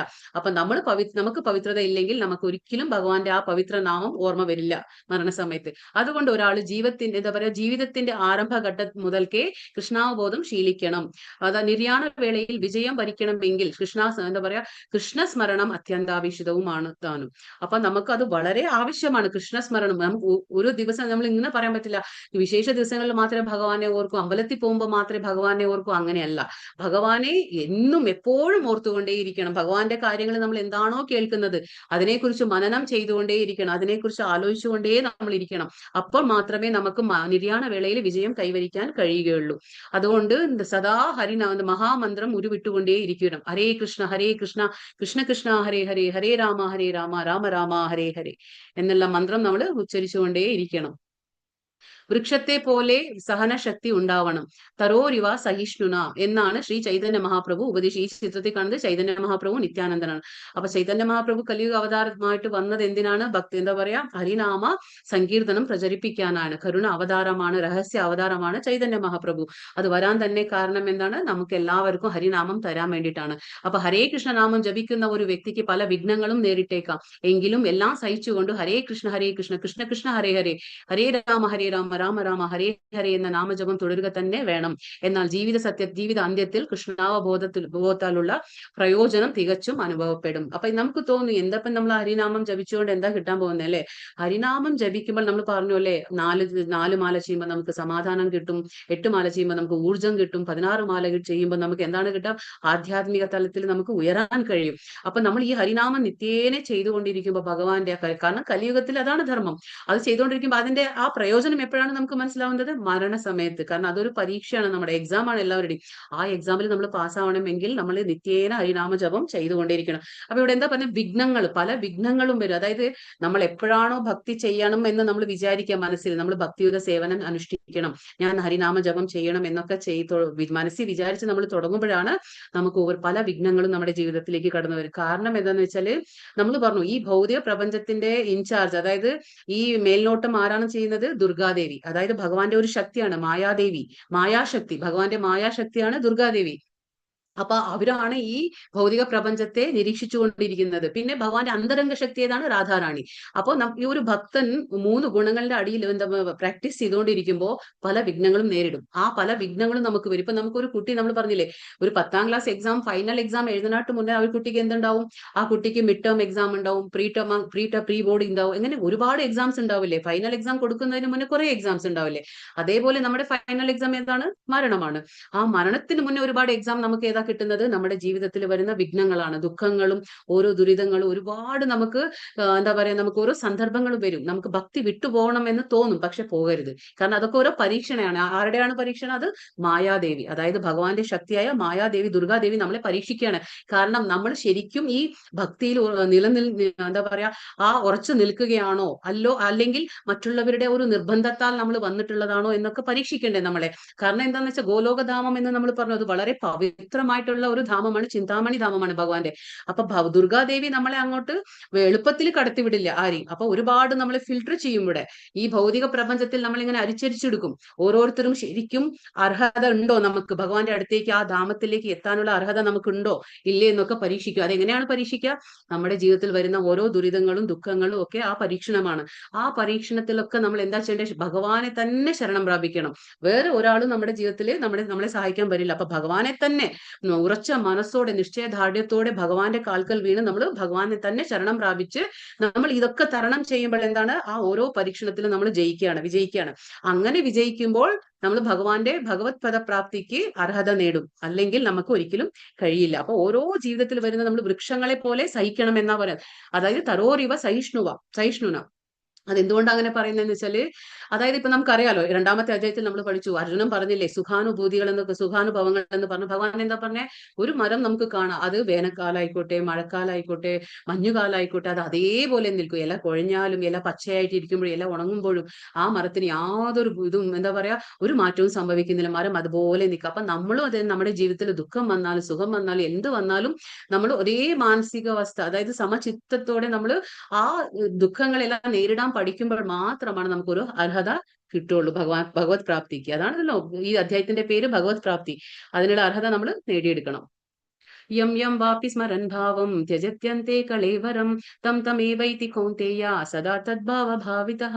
കളേവരം പറഞ്ഞ ശരീരം, ഈ ദേഹം, അതാണ് കളേവരം. അപ്പൊ വീണ്ടും ഇവിടെ എന്താ പറയുന്നത്? എന്തിനെ കുറിച്ചാണോ മരണവേളയിൽ ഒരാൾ സ്മരിക്കുന്നത്, ഹേ കുന്തിപുത്ര, അയാൾ തീർച്ചയായും അതിനെ പ്രാപിക്കും. ഭഗവാൻ പറയാണ് ഇവിടെ. നമുക്ക് ഇനി ഇതിൽ കൂടുതൽ ഇനി എന്താ മനസ്സിലാകേണ്ടത്? അതായത് നമ്മൾ മരണസമയത്ത് എന്താണോ ചിന്തിക്കുന്നത് നമ്മൾ അതായിത്തീരും. അതുകൊണ്ടാണ് പറയുന്നത് അവബോധത്തെ നമ്മൾ ശുദ്ധമായി വെക്കണം. അവബോധത്തിൽ നമുക്ക് ആരാണ് ഉണ്ടാവേണ്ടത്? അവബോധത്തിൽ നമുക്ക് ഭഗവാൻ കൃഷ്ണനാണ് ഉണ്ടാകേണ്ടത്. അത് നമ്മൾ എപ്പോഴും ഓർത്തിരിക്കണം. ഭഗവാനാണ് നമുക്ക് വേണ്ടത്. അപ്പൊ ഇവിടെ പറയാം, ആരാണോ എന്തിനെ കുറിച്ചാണോ ചിന്തിക്കുന്നത് മരണവേളയിൽ അത് തന്നെ സംഭവിക്കുക. മരണത്തിന്റെ നിർണായക നിമിഷങ്ങളിൽ നടക്കുന്നത് എന്തെന്ന് ഇവിടെ പറയുന്നു. അതായത് കൃഷ്ണ സ്മരണയോടെ ശരീരം ത്യജിക്കുന്നവൻ അതീന്ദ്രിയമായ ഭഗവത് പദം പോകുന്നു. നമ്മളതല്ലേ ഭഗവത് പദ, അതാണ് പരമപദം പ്രാപ്തി, അതല്ലേ ഈ അധ്യായത്തിന്റെ പേര്. ഭഗവത് പദം പോകുന്നു. എങ്ങനെയാണ് ആ മരണത്തിന്റെ നിർണായക നിമിഷങ്ങളിൽ എന്താ സംഭവിക്കുക? കൃഷ്ണ സ്മരണയോടെ ശരീരം ത്യജിക്കുന്ന ആള്, അതായത് നമ്മൾ ശരീരം ത്യജിക്കുമ്പോൾ ഭഗവാനെയാണ് ഓർക്കുന്നതെങ്കിൽ, കാരണം നമ്മൾ നിരന്തരം അതാണ് ചെയ്തതെങ്കിൽ തീർച്ചയായിട്ടും നമുക്ക് ഭഗവാന്റെ സ്മരണം ഉണ്ടായിരിക്കും. അപ്പൊ എന്താണ്? ഭഗവത് പദം നമുക്ക് പ്രാപിക്കും. നമ്മൾ മറ്റേതെങ്കിലും സ്മരണ പുലർത്തിക്കൊണ്ടും മരിക്കുകയാണെങ്കിൽ അവസ്ഥ എന്താ പറയാ, അപ്പൊ അവസ്ഥയിൽ എത്തുകയില്ല, ആ അവസ്ഥയിൽ എത്തുകയില്ല. അതായത് ഭഗവത് പദം നമുക്ക് കിട്ടുകയില്ല. വേറെയാണ് നമ്മുടെ ചിന്ത എങ്കിൽ അതനുസരിച്ച് നമുക്ക് ഇനി ഒരു ശരീരം ഭഗവാൻ തരും.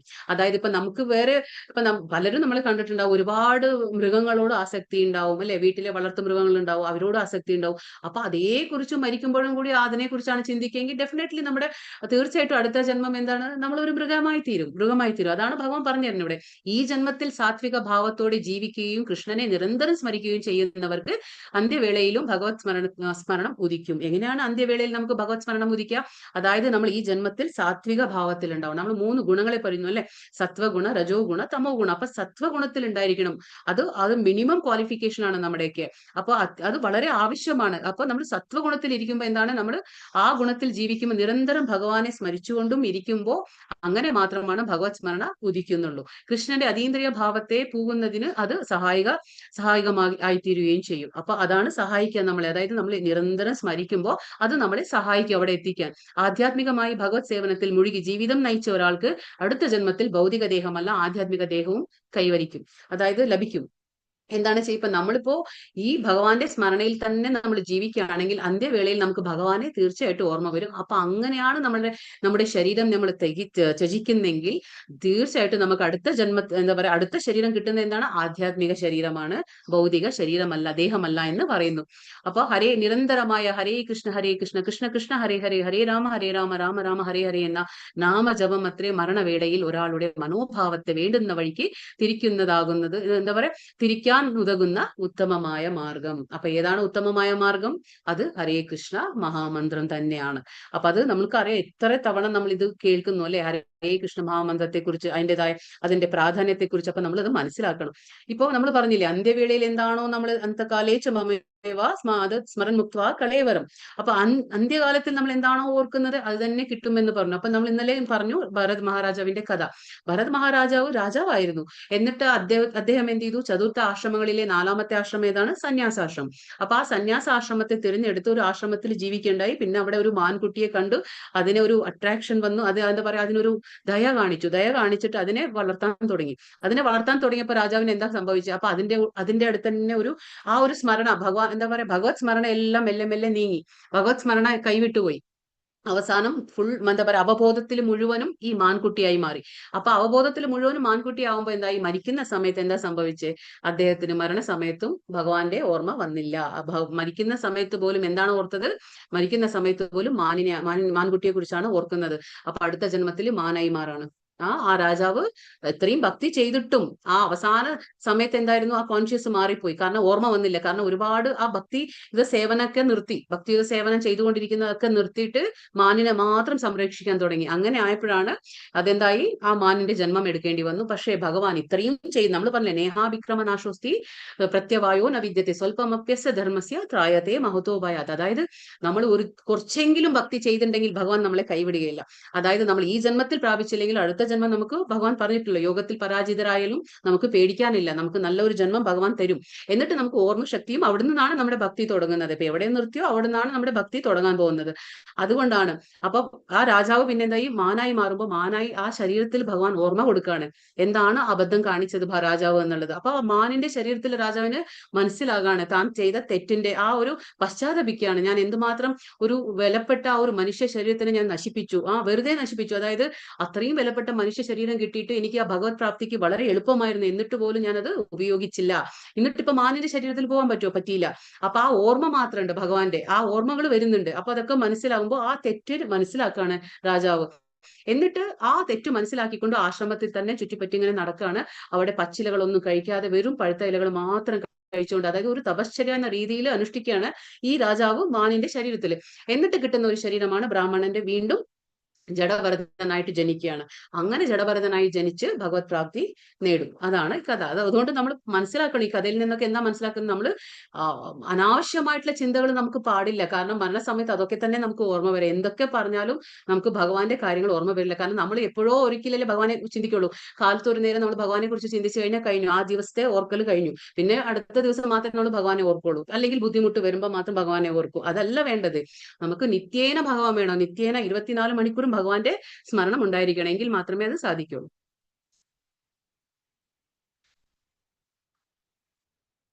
തസ്മാത് സർവേഷു കാലേഷു മാമനുസ്മര യുധ്യ ച മയ്യർപ്പിത മനോബുദ്ധിർ മാമേ വൈശ്യസി സംശയഃ അസംശയഃ.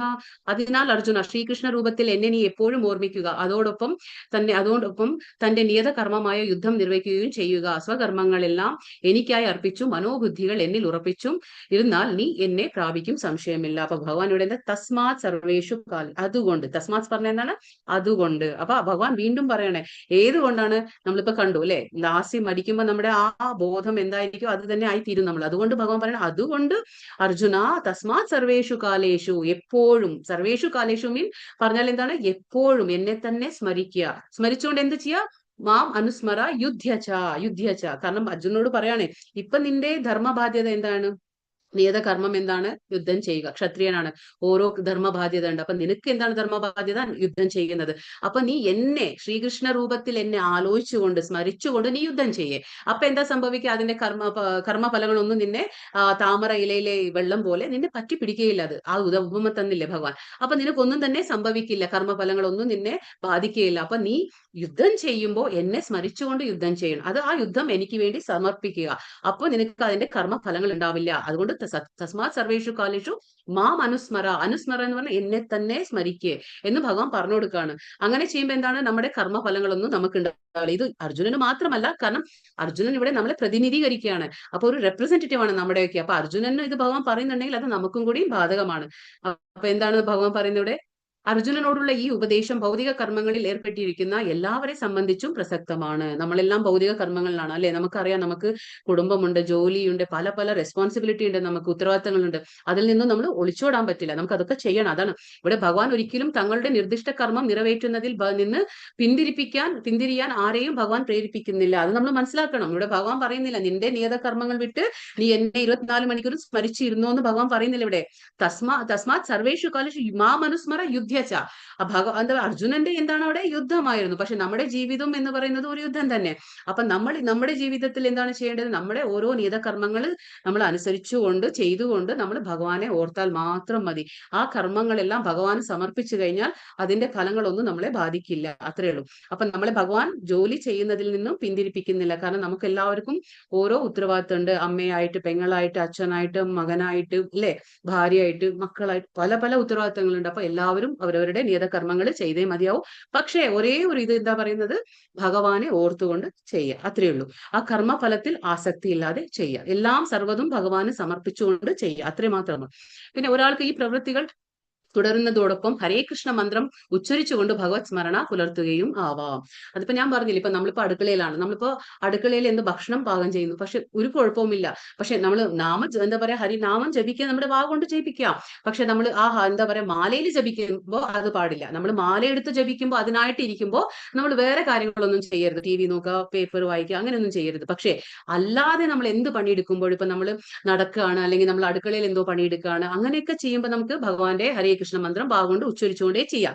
അപ്പൊ നമ്മൾ എന്തായി, അപ്പൊ നമ്മുടെ ആ കർമ്മം പോലും ഭഗവാൻ നമ്മൾ സമർപ്പിക്കണം. നമ്മൾ ഭക്ഷണം ഉണ്ടാക്കുന്നത് പോലും ഭഗവാൻ സമർപ്പിക്കണം. കാരണം നമ്മൾ മന്ത്രം ഉച്ചരിച്ചുകൊണ്ടേ നമ്മൾ ചെയ്യാണ്. അപ്പൊ അങ്ങനെയാണ് പറയുന്നത്, ഹരേ കൃഷ്ണ മന്ത്രം ഉച്ചരിച്ചുകൊണ്ട് ഭഗവത് സ്മരണ പുലർത്തുകയും ചെയ്യാം. നമുക്ക് അങ്ങനെ ചെയ്യാം, അതിൽ യാതൊരു കുഴപ്പമില്ല. ഇത് എന്താ പറയുക, ഇത് ജീവനെ ഭൗതിക കൽമഷങ്ങൾ ബാധിക്കാതിരിക്കാനും പിന്നെ മനോബുദ്ധികളെ ഭഗവാനിൽ ഏകാഗ്രീകരിക്കാനും ഉതകും. അത് സഹായിക്കും നമ്മൾ. അതായത് നമ്മുടെ മനസ്സിന്റെ ഏകാഗ്രത എന്ന് പറയുന്നത് നമുക്ക് കിട്ടില്ല. നമ്മളിപ്പോ പറഞ്ഞില്ലേ, ഒരു പണി ചെയ്യുമ്പോൾ നമുക്ക് പലതും 100 എന്താ പറയാ ചിന്തകൾ നമ്മുടെ മനസ്സിൽ കയറി വരും. പക്ഷെ എപ്പോഴാണോ ഭഗവാന്റെ നാമം നമ്മൾ ഉച്ചരിച്ചുകൊണ്ട് ഒരു പണി ചെയ്യുമ്പോൾ അപ്പൊ എന്താ സംഭവിക്കുക, നമ്മുടെ ഭൗതികമായ കൽമഷങ്ങൾ പതിയെ ഇല്ലാതാകും. അതൊക്കെ നീങ്ങി കിട്ടും. പിന്നെ മനോബുദ്ധികളെ ഭഗവാനിൽ ഉറപ്പിക്കാനും നമുക്കത് സഹായിക്കും. നമ്മളിലെ ഏകാഗ്രത കൊണ്ടുവരും. കൃഷ്ണനും എന്താ പറയാ, കൃഷ്ണനാമോച്ചാരണം ഭക്തനെ പരമോത്കൃഷ്ടമായ കൃഷ്ണ ലോകത്തിലേക്ക് എത്തിക്കാനും അത് സഹായിക്കും. അതിൽ യാതൊരു സംശയവുമില്ല. നമ്മൾ പറഞ്ഞു കൃഷ്ണലോകം ഏതാണ്? ഗോലോക വൃന്ദാവനം. അതാണ് പരമപദം. ആ പരമപദ പ്രാപ്തിക്ക് ഇത് സഹായിക്കും. ഏതാണ്? ഭഗവാന്റെ ഹരിനാമം. ഹരിനാമം നമുക്ക് എപ്പോഴും ചെയ്യാം. വാഗൊണ്ട് നമ്മൾ ഇങ്ങനെ പറഞ്ഞുകൊണ്ടിരിക്കുക. അതല്ലാതെ നമ്മൾ ഇരുന്നിട്ട് മാലയിലും ചെയ്യാൻ ജപിക്കാം. അപ്പൊ എപ്പോഴും നമ്മൾ ചെയ്തുകൊണ്ടിരിക്കുമ്പോൾ എന്താണ് സംഭവിക്കുന്നത്? അപ്പൊ ഭഗവാന്റെ സ്മരണ നമ്മുടെ ജീവിതത്തിൽ നിത്യേന നമ്മൾ പാലിക്കുകയാണ് ചെയ്യുന്നത്. അഭ്യാസയോഗയുക്തേന ചേതസാ നാന്യഗാമിന പരമം പുരുഷം ദിവ്യം യാതി പാർത്ഥാനുചിന്തയൻ. എന്നെ പരമ ദിവ്യോത്തമ പുരുഷനായി ആരാണോ ധ്യാനിക്കുന്നത്, ആരാണോ മാർഗത്തിൽ നിന്ന് വ്യതിചലിക്കാതെ തുടർച്ചയായി എന്നെ മനസ്സിൽ സ്മരിക്കുന്നത്, അല്ലയോ പാർത്ഥ, അയാൾ നിശ്ചയമായും എന്നെ പ്രാപിക്കും. ഭഗവാൻ വീണ്ടും വീണ്ടും ഉറപ്പിച്ച് പറയാണ് ഇവിടെ, എന്നെ പ്രാപിക്കും, യാതൊരു സംശയവുമില്ല. ആർക്കൊക്കെയാണ് ഭഗവാനെ പ്രാപിക്കാൻ കഴിയുന്നത്? അതായത് വ്യതിചലിക്കാതെ. നമ്മുടെ ഇപ്പൊ ഒരു എന്താ പറയുക, ഞാൻ വിചാരിച്ചിരിക്കുകയാണ്, ഇപ്പൊ ഞാൻ ഭഗവത് സേവനം ഞാൻ അനുഷ്ഠിക്കണം എന്ന് വിചാരിച്ചു കഴിഞ്ഞാൽ അതിൽ നിന്ന് നമ്മൾ വ്യതിചലിക്കരുത്. ഇപ്പൊ നാളെ പലരും നമ്മളെ കളിയാക്കാം, നാളെ പലരും പലതും പറയാം. പക്ഷെ എന്നും പറഞ്ഞ് നമ്മൾ ആ ഭക്തി സേവനം ഭഗവാനിലെ അനുഷ്ഠിക്കുന്നത് നമ്മൾ നിർത്താൻ പാടില്ല. അപ്പൊ അങ്ങനെ വ്യതിചലിക്കാതെ, ആരാണോ ഭക്തി സേവനത്തിൽ വ്യതിചലിക്കാതെ, ആരാണോ മാർഗത്തിൽ നിന്നും വ്യതിചലിക്കാതെ തുടർച്ചയായി, നമ്മൾ പറഞ്ഞില്ലേ പെർസിസ്റ്റന്റ് എഫേർട്ട്, അതായത് തുടർച്ചയായ ഒരു പരിശ്രമം ഉണ്ടായിരിക്കണം, എങ്കിലേ ഭഗവാൻ നമ്മളെ കണക്കാക്കുള്ളൂ. അല്ലെങ്കിൽ നമ്മളിപ്പോ എന്താ പറയുക, ഇന്ന് ചെയ്തു, പിന്നെ ഒരു 4 മാസം കഴിഞ്ഞ് അല്ലെങ്കിൽ ഒരു 4 ആഴ്ച കഴിഞ്ഞ് നമുക്ക് ഭഗവാന്റെ നാമം ജപം ചെയ്യാം. അതല്ല, തുടർച്ചയായി ഒന്നാണെങ്കിൽ ചെയ്യണമെങ്കിൽ ഒന്നെങ്കിൽ ഒന്ന്, പക്ഷെ അത് തുടർച്ചയായിട്ട് നമ്മൾ കൊണ്ടുപോയിരിക്കണം. എന്നെ പരമ ദിവ്യോത്തമ പുരുഷനായിട്ടും കാണണം. ഭഗവാൻ ആരാണ്? ഭഗവാൻ എന്താ പറയാ, പരമ ദിവ്യോത്തമ പുരുഷനായിട്ട് നമ്മൾ കണ്ടിരിക്കണം ഭഗവാൻ. ബാക്കിയുള്ള ദേവങ്ങളൊക്കെ എന്താണ്? അവരൊക്കെ ദേവന്മാരാരാണ്? അതൊക്കെ ഭഗവാന്റെ പ്രതിനിധികളാണ്. ഭഗവാന്റെ ആജ്ഞ അനുസാരം അവർ അനുസരിക്കുകയുള്ളൂ. അവർക്ക് സ്വതന്ത്രരല്ല. അവർക്ക് എല്ലാം ഭഗവാന്റെ അധീനതയിലാണ്. അവരൊക്കെ ദേവന്മാർ പോലും ശ്രീകൃഷ്ണ ഭഗവാന്റെ അധീനതയിലാണ്. നമുക്കറിയാം, ഭോക്താറാം യജ്ഞ തപസം, കൃഷ്ണനാരാണ്? എല്ലാവരുടെയും ഭോക്താവാണ്, അധിപനാണ് എല്ലാവരുടെയും. അങ്ങനെ നമ്മൾ മനസ്സിലാക്കിയിരിക്കണം. അങ്ങനെ ചെയ്യുമ്പോൾ എന്താണ്? തീർച്ചയായിട്ടും നമുക്ക് മനസ്സിൽ ഭഗവാന്റെ സ്മരണം ഉണ്ടായിരിക്കും. അപ്പൊ അങ്ങനെ പറഞ്ഞ അങ്ങനെയുള്ള ഒരാൾക്ക് തീർച്ചയായും ഭഗവാനെ പ്രാപിക്കാനും ഒരു ബുദ്ധിമുട്ടും ഇല്ല എന്ന് ഭഗവാൻ പറഞ്ഞു കൊടുക്കുകയാണ്. അപ്പൊ നമ്മൾ ഇതിനൊരു ഉദാഹരണം കൊടുക്കുകയാണെങ്കിൽ, അത് ഈ ശ്ലോകത്തിൽ ഇപ്പൊ നമ്മൾ പറഞ്ഞു വ്യതിചലിക്കാതെ, മനസ്സിനെ വ്യതിചലിക്കാതെ നമുക്ക് ഒരു ഉദാഹരണം കൊടുക്കുകയാണെങ്കിൽ, ഇപ്പൊ ഒരു ചിത്രശലഭം എടുക്കാം. ഒരു ചിത്രശലഭം എങ്ങനെയാണ്? ആ ചിത്രശലഭം എല്ലാവർക്കും ഇഷ്ടമാണ്. ചിത്രശലഭത്തിന്റെ ആ വർണ്ണങ്ങൾ എല്ലാവർക്കും കാണുമ്പോൾ എന്തൊരു എന്താ പറയുക, എല്ലാവർക്കും ഇഷ്ടപ്പെടുന്ന ഒരു സംഭവമല്ലേ, കുട്ടികൾക്കായാലും പ്രത്യേകിച്ചും. അപ്പൊ ഈ ചിത്രശലഭം എന്താ ചെയ്യുന്നത്? ആ മുട്ടയായിരിക്കുമ്പോൾ അതെന്താ, ഓരോ സ്റ്റേജ് ഉണ്ട് ചിത്രശലഭത്തിന്റെ. ഒറ്റയടിക്കത് ചിത്രശലഭം ആവുന്നില്ല. ആ മുട്ടയിൽ നിന്ന് ലാർവ, പ്യൂപ്പ എന്നുള്ള ആ ഒരു സ്റ്റേജിലൊക്കെ വന്ന് ആ ഒരു പുഴു ആ ജന്മത്തിൽ തന്നെ ഒരു സുന്ദരമായ ഒരു ചിത്രശലഭം എങ്ങനെയാണോ ആകുന്നത്, അതേപോലെ നമ്മളും ഈ ജന്മത്തിൽ തന്നെ ഇവിടെ ഇരുന്നു കൊണ്ട്, ഇത് ഭൗതിക ലോകമാണ്, നമുക്കറിയാം ഒരുപാട് ദൂരെയാണ്. അതായത് ഭഗവാന്റെ ഗോലോക വൃന്ദാവനത്തിൽ നിന്ന് ഒരുപാട് ദൂരെയാണ് ഈ ഭൗതിക ലോകം. ഇവിടെ ഇരുന്നു കൊണ്ട് തന്നെ നമ്മൾ ഈ ജന്മത്തിൽ തന്നെ എങ്ങനെയാണോ ആ പുഴു ഈ ഒരു ഭംഗിയുള്ള ചിത്രശലഭമാകുന്നത്, അതുപോലെ തന്നെ നമ്മൾ ഈ ജന്മത്തിൽ ഇരുന്നു കൊണ്ട് നമ്മൾ ആഗ്രഹിക്കണം. എവിടേക്ക് ആഗ്രഹിക്കണം? ഭഗവാന്റെ പരമപദം പ്രാപ്തിക്ക് ആഗ്രഹിക്കണം. ആ ഗോലോക വൃന്ദാവനത്തിലേക്ക് എത്താനായിട്ട് നമ്മൾ പരിശ്രമിക്കുകയും ആഗ്രഹിക്കുകയും വേണം. അതാണ് ഇവിടെ പറഞ്ഞു തരുന്നത്. കവിം പുരാണം അനുശാസിതാരം അണോരണിയാം അനുസ്മരേദ്യ സർവസ്യ ധാതാരമചിന്യ രൂപം ആദിത്യവർണം തമസ പരസ്താത്. സർവജ്ഞനും ആദിപുരുഷനും സർവനിയന്താവും എന്താ പറയാ, അണുവിനേക്കാൾ ചെറുതും സകലത്തിന്റെയും പരിപാലകനും ഭൗതികാനുമാനങ്ങൾക്ക് അതീതനും അചിന്യ രൂപനും ഭൗതിക പ്രകൃതിക്ക് അതീതനും ആദിത്യ തേജസ്വിയുമായ വ്യക്തി എന്ന നിലയ്ക്കാണ് ഭഗവാനെ ധ്യാനിക്കേണ്ടത്. ഇവിടെ പറയണ ഭഗവാനെ എങ്ങനെയാണ് നമ്മൾ ധ്യാനിക്കേണ്ടത് അത് പറഞ്ഞുതരാണ്. ദിവ്യനും ഭൗതിക പ്രകൃതിക്ക് അതീതനുമാണ് അവിടുന്ന്. നമുക്കറിയാം ഭൗതിക പ്രകൃതി ആരാണ്ടാക്കിയത്? ഭഗവാൻ തന്നെ. ഭൗതിക പ്രകൃതി സൃഷ്ടിച്ചതെല്ലാം ഭഗവാൻ തന്നെ. ഇവിടെ കാണുന്ന നമ്മൾ എല്ലാ സകല ചരാചരങ്ങളിലും ഭഗവാൻ ഉണ്ട്, പരമാത്മാ രൂപത്തിലുണ്ട്. അപ്പൊ എല്ലാത്തിനും ഉറവിടം സ്രോതസ് ഭഗവാൻ തന്നെയാണ്. അപ്പൊ ഭഗവാൻ എല്ലാം സൃഷ്ടിച്ചെങ്കിലും ഭഗവാൻ എല്ലാത്തിനും അതീതനാണ്. ഭഗവാൻ ത്രിഗുണങ്ങളെ സൃഷ്ടിച്ചു, പക്ഷേ ത്രിഗുണത്തിൽ ഭഗവാൻ പെടുന്നില്ല. ഭഗവാൻ ത്രിഗുണത്തിന് അതീതൻ. അതുകൊണ്ടാണ് നിർഗുണൻ എന്ന് നമ്മൾ ഭഗവാനെ വിളിക്കുന്നത്. അപ്പൊ ഭഗവാൻ ദിവ്യമായ രൂപമാണ്, ദിവ്യമായ ലോകമാണ് ഭഗവാന്റേത്. അപ്പൊ ഭഗവാൻ ആരാണ്? സർവജ്ഞനാണ്. കാരണം എല്ലാവരുടെയും ഹൃദയത്തിലെ സാക്ഷി എന്ന രീതിയിൽ എല്ലാവരുടെയും ഹൃദയത്തിൽ ഭഗവാൻ പരമാത്മാ രൂപത്തിലുണ്ട്. അപ്പൊ ഭഗവാൻ സർവജ്ഞനും ആദിപുരുഷനാണ്. കാരണം ഭഗവാൻ അവതരിക്കണം. നമ്മൾ പറയില്ലേ, നമ്മളെ പോലെ ജന്മമില്ല, ഭഗവാനിന് ജനന മരണങ്ങളില്ല. അപ്പൊ ഭഗവാൻ എന്താണ്? സർവ്വനിയന്താവാണ്. എല്ലാവരെയും നിയന്ത്രിക്കുന്നത് ആരാണ്? നമ്മൾ ശാന്തി മന്ത്രത്തിൽ പഠിച്ചോല്ലേ, സർവ്വ ദേവന്മാരെയും യജ്ഞങ്ങൾക്ക് അധീപനാണ്. എന്താ പറയാ ദേവങ്ങളുടെ എല്ലാ ലോകങ്ങളുടെയും അധീപനാണ് ഭഗവാൻ. പിന്നെ അണുവിനേക്കാൾ ചെറുത് നമ്മൾ അണു എന്ന് പറയുമ്പോൾ അതിനേക്കാൾ ചെറുതും, പിന്നെ അണോരണിയാം, പിന്നെ എന്താ പറയാ പരിപാലകൻ, എല്ലാത്തിന്റെയും പരിപാലകനാണ്. നമുക്കറിയാം ഭഗവാൻ സൃഷ്ടിച്ചിട്ടുണ്ടെങ്കിൽ എല്ലാത്തിനെയും സംരക്ഷിക്കുന്നതും ഈ ഭഗവാൻ തന്നെയാണ്. പിന്നെ ഭൗതിക അനുമാനങ്ങൾക്ക് അതീതനാണ്. നമുക്കിപ്പോ നമ്മുടെ ഇന്ദ്രിയങ്ങൾക്കൊക്കെ ഒരു ലിമിറ്റേഷൻ ഉണ്ട്, അതായത് പരിമിതികളുണ്ട്. നമുക്ക് എന്താ പറയുക, എല്ലാവർക്കും ദോഷങ്ങളുണ്ട്, പരിമിതികളുണ്ട് നമുക്ക്. അപ്പൊ നമ്മുടെ സാധാരണമായ ഇന്ദ്രിയങ്ങൾ കൊണ്ട് ഭഗവാനെ മനസ്സിലാക്കാൻ കഴിയും. അതുകൊണ്ടാണ് ഭഗവാൻ അതീന്ദ്രിയാണ്. ഭഗവാന്റെ ജ്ഞാനമെല്ലാം അതീന്ദ്രിയമാണ്. കാരണം നമ്മുടെ സാധാരണ ഇന്ദ്രിയങ്ങൾക്ക് മനസ്സിലാക്കാവുന്നതിനും അപ്പുറത്താണ് ഭഗവാൻ. പിന്നെ ഭൗതിക അനുമാനങ്ങൾക്ക് അതുകൊണ്ടാണ് ഭഗവാൻ അതീതനാണ്. പിന്നെ അചിന്ത്യ രൂപനാണ് ഭഗവാന്റെ ആ രൂപം നമുക്കൊന്നും ഈ ഊഹിച്ചെടുക്കാൻ പോലും നമുക്ക് സാധിക്കില്ല. അതാണ് ഭൗതിക പ്രകൃതിക്കും അതീതനാണ് ഭഗവാൻ. അപ്പോ ആദിത്യ തേജസ്വിയുമായ വ്യക്തി എന്ന നിലയ്ക്ക് വേണം നമ്മൾ ഈ ഭഗവാനെ ഓർത്തെടുക്കാനെന്ന് ഭഗവാൻ പറഞ്ഞുതരാണ് ഇവിടെ. ഇത് എന്താ പറയുന്നത്, ഭഗവാനെ എങ്ങനെയാണ് നമ്മൾ ധ്യാനിക്കേണ്ടത് എന്ന് ഇതിൽ പറഞ്ഞു തരാണ്. എല്ലാ ദേവന്മാരുടെയും സത്വഗുണ, ഇപ്പൊ നമുക്കറിയാം എല്ലാ ദേവന്മാരും ഏത് ഗുണത്തിലാണ്, അവരൊക്കെ സത്വഗുണത്തിലാണ്. തമോ ഗുണമുണ്ട്, രജോ ഗുണമുണ്ട്, സത്വഗുണമുണ്ട്. അപ്പോൾ എല്ലാ ദേവന്മാരും സത്വഗുണം. പക്ഷെ നമുക്ക് പരമപദം പ്രാപ്തിക്ക് എന്താണ് വേണ്ടത്? വിശുദ്ധ സത്വം വേണം. വെറും ഈ 3 എന്താ പറയുക ഗുണങ്ങളിലൂടെ നമ്മൾ ആ 3 ഗുണങ്ങളെ നമ്മൾ അതിജീവിക്കണം, മറികടക്കണം. എങ്കിൽ മാത്രമേ നമുക്ക് ഭഗവാന്റെ അടുത്തേക്ക് എത്താൻ പറ്റൂ. നമ്മൾ പറഞ്ഞില്ലേ, ഭഗവാൻ പറയുന്നു 7ാമത്തെ അധ്യായത്തിൽ പറഞ്ഞു, മമ മായ ദുരത്യയ, എന്റെ മായാശക്തി വളരെ സ്ട്രോങ് ആണ്, അതിനെ മറികടക്കാൻ അതിജീവിക്കാൻ എളുപ്പമല്ല. കാരണം ദൈവീഹേഷ ഗുണമായി, എന്താ പറയാ, ദൈവീഹേഷ ഗുണമായി, എന്റെ മായ അത് വളരെയധികം പ്രാബല്യത്തിലുള്ളത്, എന്താ പറയാ, വളരെയധികം സ്ട്രോങ് ആണ്, ശക്തമായതാണ്. അതിനെ മറികടക്കണമെങ്കിൽ മാമേവ പ്രപദ്യന്തെ, അതായത് എന്നെ തന്നെ ശരണം പ്രാപിച്ചാൽ മാത്രമേ ആ 3 ഗുണങ്ങൾക്കും നമ്മൾ അതീതരാകാൻ കഴിയാൻ പറ്റുള്ളൂ. അപ്പോ ദേവന്മാരൊക്കെ എന്താണ്? സത്വഗുണത്തിലുള്ളവർ. നമ്മൾ പറഞ്ഞില്ലേ ഏറ്റവും മുകളിൽ ഏതാണ്? ബ്രഹ്മലോകമാണ്. അപ്പൊ ബ്രഹ്മലോകത്തെ നമ്മൾ സത്യലോകം എന്നും പറയും. അപ്പൊ ബ്രഹ്മലോകം ഏറ്റവും മുകളിലിരിക്കുന്ന ലോകമാണ് ഈ ഭൗതിക ലോകത്തില്. പക്ഷെ എന്നിരുന്നാലും എന്താ പറയാ, ബ്രഹ്മാവിൻ പോലും മരണമുണ്ട്. അതാണ് പറയുന്നത്, എല്ലാവർക്കും മരണമുണ്ട്. കാരണം ഭഗവാന്റെ ധാമത്തിൽ എത്തുന്നവർക്ക് മാത്രം ഇല്ലാതെ. കാരണം എന്താ വെച്ചാൽ അത് തദ്ധാമം ഭഗവാന്റെ ധാമം പരമമാണ്, പരമോന്നത ധാമമാണ്. അവിടെ എത്തുന്നവർക്ക് മാത്രം മരണമില്ലാതിരിക്കുള്ളൂ, ബാക്കി എല്ലാവർക്കും മരണമുണ്ട്. ഭഗവാൻ പറഞ്ഞില്ലേ, എന്നെ തന്നെ ഓർക്കണം, ധ്യാനിക്കണം. ഇപ്പൊ നമ്മൾ കാണാം ഈ ചിത്രത്തിൽ എന്താ കാണുന്നത്? ബ്രഹ്മാവാണ്. അടുത്ത ചിത്രത്തിൽ എന്താ? ശിവനാണ്. അപ്പൊ സദാശിവനാവട്ടെ ബ്രഹ്മാവട്ടെ അവരും കൂടി ധ്യാനത്തിലാണ്. അവർ ആരെയാണ് ധ്യാനിക്കുന്നത്? അവർ ഈ കൃഷ്ണ ഭഗവാനെ തന്നെയാണ് അവർ ധ്യാനിക്കുന്നത്. കാരണം ഞാൻ പറഞ്ഞില്ലേ, അവരൊക്കെ റെപ്രസെന്റേറ്റീവ്സ്, അതായത് പ്രതിനിധികളാണ് ഭഗവാന്റെ പ്രതിനിധികൾ എന്ന നിലയ്ക്ക് അവർക്ക് അറിയാം, അവർക്ക് നല്ല ബോധ്യമുണ്ട്. അതായത് അവര് എന്താ പറയാ, നിയന്താവല്ല, പരമ നിയന്താവാരാണ്? ഭഗവാനാണ്. ഭഗവാന്റെ അധീനതയിലാണ് ഇവരൊക്കെ പ്രവർത്തിക്കുന്നത്. അപ്പൊ ഭഗവാന്റെ ആജ്ഞ അനുസാരമാണ് ഇവരൊക്കെ പ്രവർത്തി. അതുകൊണ്ടാണ് ബ്രഹ്മസംഹിത എഴുതി. ആ ബ്രഹ്മസംഹിത എന്താണ്? ഭഗവാൻ ദർശനം കൊടുത്തിട്ട് ആ ബ്രഹ്മാവ് രചിക്കുന്നതാണ് ബ്രഹ്മസംഹിത. അപ്പൊ ബ്രഹ്മസംഹിതയില് ബ്രഹ്മാവ് രചിക്കുന്നുണ്ട്, ഗോലോകത്തെ പറ്റിയിട്ട് എഴുതുന്നുണ്ട് അതില്. അപ്പൊ ഇവരൊക്കെ ധ്യാനം ചെയ്യുന്ന ആരെയാണ്?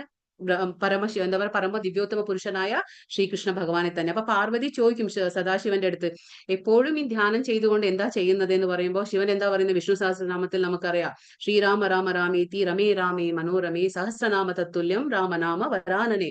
അപ്പൊ എന്താണ് ശിവൻ പറയുന്നത് അവിടെ? അതായത് ഒരു പറയാണ്, രാമ എന്ന് നമ്മൾ വിളിക്കുമ്പോ സഹസ്രനാമങ്ങൾക്ക് തുല്യമായി. അത് ഒരു വട്ടം നമ്മൾ രാമ എന്ന് വിളിച്ചാൽ സഹസ്രനാമങ്ങൾക്ക് തുല്യമായി. പക്ഷെ അങ്ങനെ നമ്മൾ ഇപ്പൊ ഒരു വട്ടം രാമ എന്ന് പറയുമ്പോൾ 3 എന്താ പറയാ, ഒരു വട്ടം സഹസ്രനാമം ചൊല്ലിയതിന്റെ തുല്യമാണ്. അതേപോലെ ഒരു വട്ടം നമ്മൾ കൃഷ്ണ എന്ന് പറയുമ്പോൾ എന്താണ്?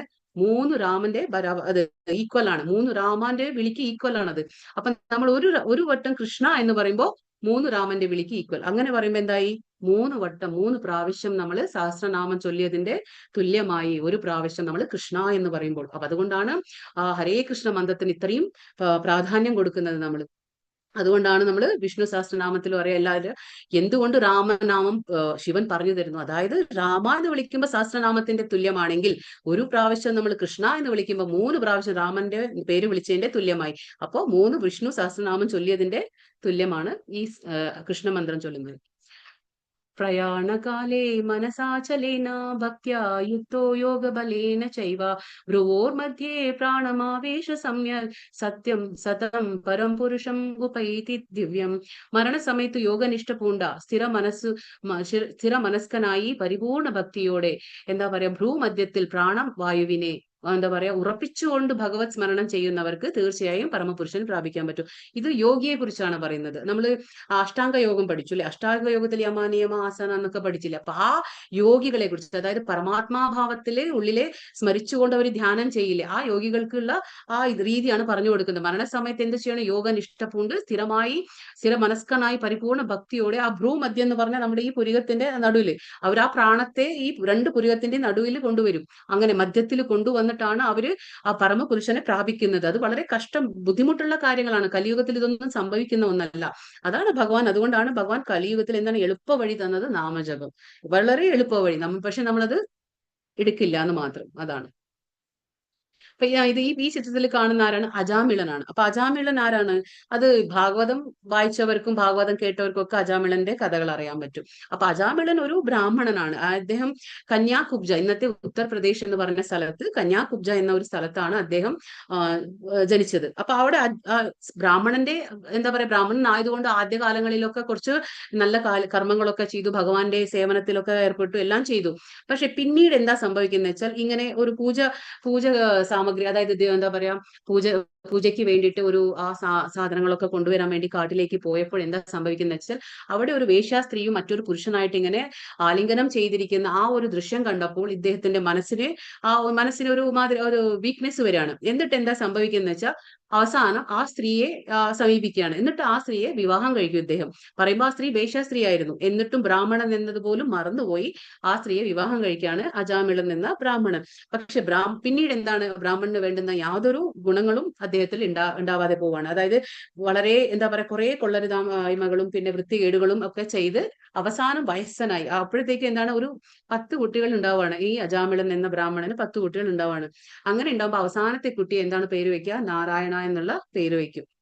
അങ്ങനെ നാരായണ എന്ന പേര് വെച്ച് ആ കുഞ്ഞിനെ വളരെയധികം ഇഷ്ടമാണ് ഈ അജാമിളന്. പക്ഷെ പണ്ടുകാലത്തൊക്കെ എങ്ങനെയാണ് ഭഗവാന്റെ പേരുകൾ വെക്കുക? എന്താ പറയാ, ഒന്നുമില്ലെങ്കിലും നമുക്ക് ഭഗവാൻ, മക്കളെ വിളിക്കുമ്പോഴും ഭഗവാന്റെ പേരാണ് നമ്മൾ വിളിക്കുക. പക്ഷെ ഇപ്പൊ അങ്ങനെയല്ല പേരുകൾ. പക്ഷെ അന്ന് നാരായണ എന്ന പേര് അവസാനത്തെ മോനെ വെച്ചു. എന്നിട്ട് എന്താണ്, മരണസമയമാകുമ്പോൾ വളരെയധികം വയസ്സനായിരുന്നു. മരണസമയത്ത് എന്താ സംഭവിക്കുക എന്ന് വെച്ചാല്, ആ വളരെ ദുഷ്ടനായി. കാരണം എന്താ വെച്ചാൽ, ബ്രാഹ്മണനായിട്ട് ഒരു നല്ല കർമ്മങ്ങളും ചെയ്യാതെ പാപകർമ്മങ്ങളിലൊക്കെ ചെയ്ത് ബ്രാഹ്മണൻ എന്നതുപോലും മറന്നിട്ട് പ്രവർത്തിച്ചത് കൊണ്ട് എന്തായി, യമന്റെ കിങ്കരന്മാർ എത്താണ് അവിടെ. അദ്ദേഹത്തിന്റെ ആത്മാവിനെ കൊണ്ടുപോകാൻ അവിടെ ആരാണ് വരുന്നത്? യമന്റെ കിങ്കരന്മാർ എത്തുകയാണ്. അവരെത്തുമ്പോൾ ഈ ചിത്രത്തിൽ നമുക്ക് കാണാം, ഈ ലെഫ്റ്റ് സൈഡ്, ആ സൈഡിൽ കാണുന്നതെല്ലാം യമന്റെ കിങ്കരന്മാരാണ്. അവര് വന്ന ആത്മാവിനെ വലിക്കുകയാണ്. ആ ശരീരത്തിൽ നിന്നും ആത്മാവിനെ കൊണ്ടുപോകാൻ ആ ആത്മാവിനെ ഇങ്ങനെ വലിച്ചെടുക്കുമ്പോൾ ആ സമയത്ത് ഇവൻ പേടിയായി, വളരെയധികം പേടിച്ച് എന്താ ചെയ്യുക, ഭഗവാനെ അല്ല വിളിച്ചത്. പക്ഷെ ആ സമയത്ത് എന്താ വിളിച്ചത്? മകനെ വിളിച്ചു. മകന്റെ പേരെന്തായിരുന്നു? നാരായണ എന്ന്. അപ്പൊ നാരായണ എന്ന് വിളിക്കുമ്പോൾ ആരാണ് അവിടെ വരുന്നത്? നമുക്കറിയാം, യം വാപി സ്മരൻ ഭാവം ത്യജത്യന്തേ കലേവരം. അതായത് ആരാണോ മരണസമയത്ത് എന്നെ ഓർക്കുന്നത്, ഭഗവാൻ പറഞ്ഞില്ലേ, അവർക്ക് ഞാൻ കിട്ടിയിരിക്കും തീർച്ചയായിട്ടും എന്ന് പറഞ്ഞു. അപ്പൊ എന്താ സംഭവിക്കുന്നത്? നാരായണ എന്ന് വിളിച്ചത് മകനെ ആയിരുന്നു. പക്ഷെ അവിടെ ആ നാരായണ എന്നുള്ള പേര് മരിക്കുന്ന സമയത്ത് വന്നതുകൊണ്ട് എന്താണ്, അവിടെ ഭഗവാന്റെ വിഷ്ണു പാർഷദരെത്തി. ആ വിഷ്ണു പാർഷദരെത്തിയപ്പോ ഇവർക്ക് മനസ്സിലാവുന്നില്ല, ഇവൻ പാപിഷ്ഠനാണ്. കാരണം ഇവനെ യമലോകത്തേക്ക് കൊണ്ടുപോകണം, അത്രയും പാപങ്ങൾ ചെയ്തിട്ടുണ്ട് എന്നും പറഞ്ഞ് യമകിങ്കരന്മാരുണ്ട്. ഇപ്പുറത്ത് ഇവൻ നാരായണ എന്ന് വിളിച്ചു എന്നും പറഞ്ഞു അവര് വന്നിട്ടുണ്ട്. അപ്പൊ അവർ രണ്ടുപേരും വാക്തർക്കമായി. അങ്ങനെ ആയിട്ട് ആ യമകിങ്കരന്മാർ മാറി പോവുകയാണ്.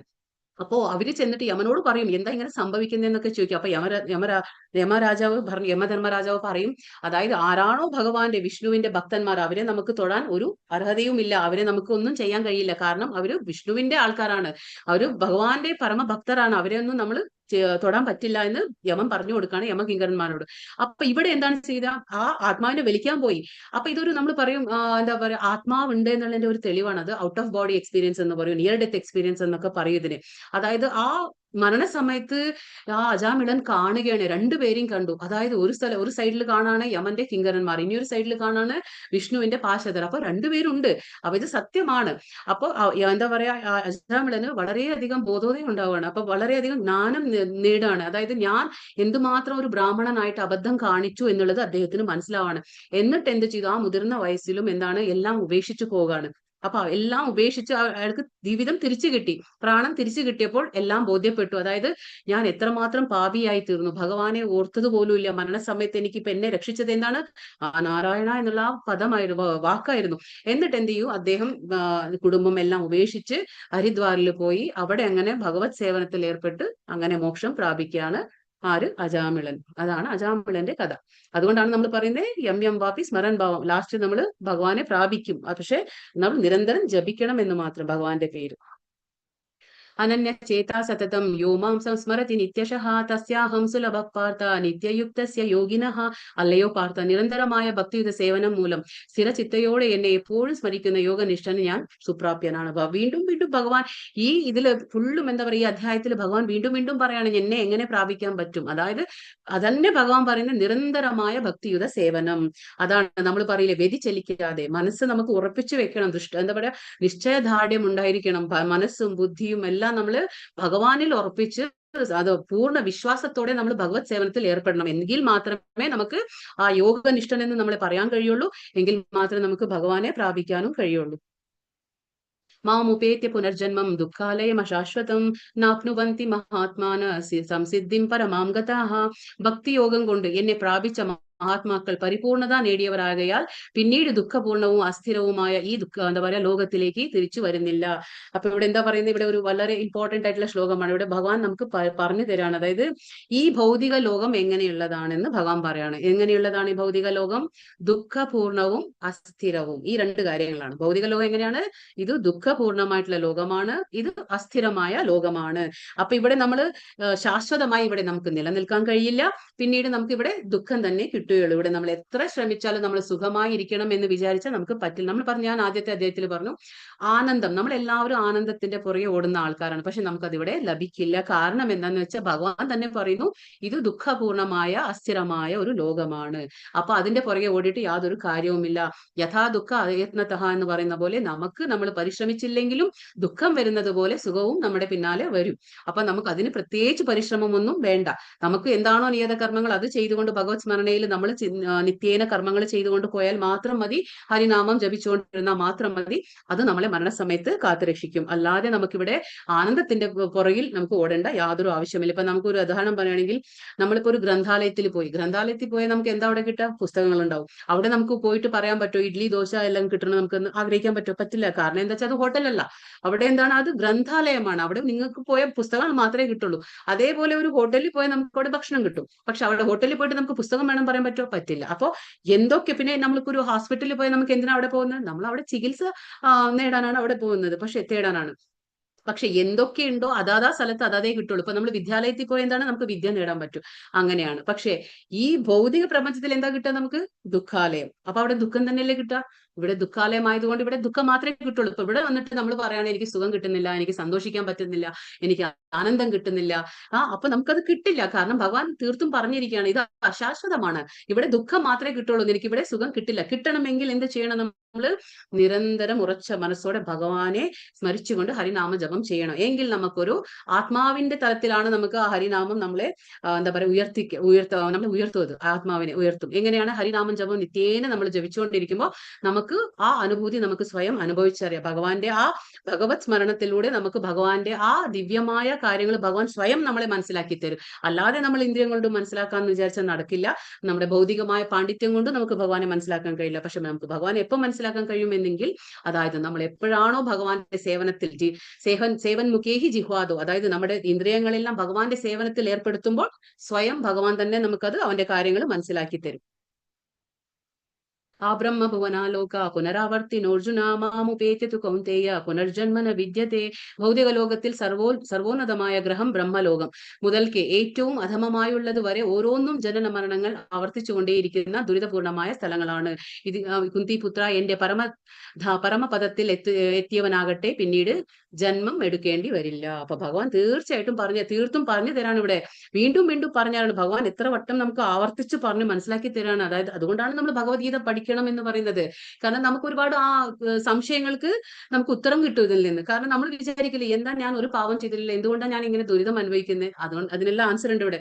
നമ്മൾ എന്താ കഴിഞ്ഞ ജന്മത്തിലെ ചെയ്ത പാവങ്ങൾ ഇപ്പോൾ അനുഭവിക്കുന്നു. പക്ഷെ ഇപ്പോൾ നമ്മൾ അറ്റ്ലീസ്റ്റ് ഇപ്പോഴെങ്കിലും നമ്മൾ അത് തിരുത്തി കഴിഞ്ഞാൽ, ഇപ്പോഴെങ്കിലും നമുക്കൊരു ബോധം വന്ന് നമ്മുടെ ആ ബോധത്തിൽ ഭഗവാൻ കയറി കഴിഞ്ഞാൽ നമുക്ക് അറ്റ്ലീസ്റ്റ് അടുത്ത ജന്മമെങ്കിലും നമുക്ക് നന്നാക്കാം. അതാണ് ഭൗതിക ലോകത്തിൽ ഭഗവാൻ പറയുന്നു. നമ്മൾ പറഞ്ഞു 14 ലോകങ്ങളുണ്ട്. അത് നമുക്ക് പിന്നീട് മനസ്സിലാക്കി തരാം. 14 ലോകങ്ങളുണ്ട്. ആ 14 ലോകങ്ങളിൽ വെച്ച് എല്ലാ ലോകത്തിലും ഉപരി ഏതാണ്? സർവോന്നതമായ ലോകം ഏതാണ്? ബ്രഹ്മാവിന്റെ ലോകം. അതായത് അതിനെ സത്യലോകം എന്നും പറയും, ബ്രഹ്മലോകം, ആ സത്യലോകത്തിലെ എന്താണ് അത് ആ ബ്രഹ്മലോകം തൊട്ട് താഴെയുണ്ട്, ഭൂമിക്ക് താഴെ 7 ലോകങ്ങളുണ്ട്, അധമ ലോകങ്ങൾ എന്ന് പറയും. ഭൂമിക്ക് താഴെ എന്താണ് അധമ ലോകങ്ങൾ. ആ അധമ ലോകങ്ങൾ വരെ ജനന മരണങ്ങളുണ്ട്. അപ്പൊ എല്ലാവർക്കും ഈ അതായത് എന്താ പറയാ ബ്രഹ്മാവിനെയും കൂടി ഈ ജനന മരണങ്ങൾ ബാധിക്കും. അപ്പൊ എല്ലാവർക്കും ജനന മരണങ്ങളുണ്ട്. ദുരിതപൂർണമായ സ്ഥലങ്ങളാണ് ഇതെല്ലാം, ഭഗവാൻ പറഞ്ഞു. അപ്പൊ 14 ലോകങ്ങളും എങ്ങനെയുള്ളതാണ്? ദുരിതം തന്നെ. അതായത് ജനന മരണങ്ങൾ എല്ലാവർക്കും ഉണ്ട്. ഭൂമിയിൽ തന്നെ വന്ന് വീണ്ടും നമ്മൾ പിറക്കണം. അതുകൊണ്ടാണ് പറഞ്ഞത്, എന്റെ പരമപദത്തിൽ എത്തിയവനാകട്ടെ പിന്നീട് ജന്മം എടുക്കേണ്ടി വരില്ല. ആരാണോ ഭഗവാന്റെ ഗോലോക വൃന്ദാവനത്തിലേക്ക് എത്തുന്നത് അവിടെ അവർക്ക് വീണ്ടും ജനിച്ചു വരേണ്ട ആവശ്യമില്ല. ഇപ്പൊ ഈ ചിത്രത്തിൽ കാണുന്നതാണ് ഗോലോക വൃന്ദാവനം എന്ന് നമ്മൾ പറയുന്നത്. അതായത് ഈ ഗോലോക വൃന്ദാവനം എന്താണ്? അത് ഭഗവാന്റെ ചിന്താമണി ധാമം എന്ന് നമ്മൾ പറയുന്നതാണ്. ചിന്താമണി ധാമമാണ് ഭഗവാന്റെ. ആ ചിന്താമണി ധാമത്തിൽ എന്താണുള്ളത്? നമ്മുടെ എല്ലാ അഭിലാഷങ്ങളും നിറവേറ്റി തരുന്ന ഒരു കൽപ്പവൃക്ഷ മരമുണ്ട് അവിടെ. അവിടെ എന്താണ്? കൽപ്പവൃക്ഷ എന്നുള്ള പേരിലെ ഒരു മരമുണ്ട്.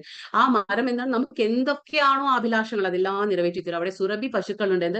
ഒരിക്കലും പാല് പറ്റാത്ത സുരഭി പശുക്കളുണ്ട് അവിടെ. പിന്നെ അനേകായിരം ലക്ഷ്മിമാരുണ്ട് അവിടെ. ലക്ഷ്മിമാരെന്താണ്? ഭഗവാൻ ശ്രീകൃഷ്ണന്റെ പരിചരണം ചെയ്തുകൊണ്ടിരിക്കുകയാണ്. അനേകായിരം, ഒന്നോ രണ്ടോ അല്ല അത്.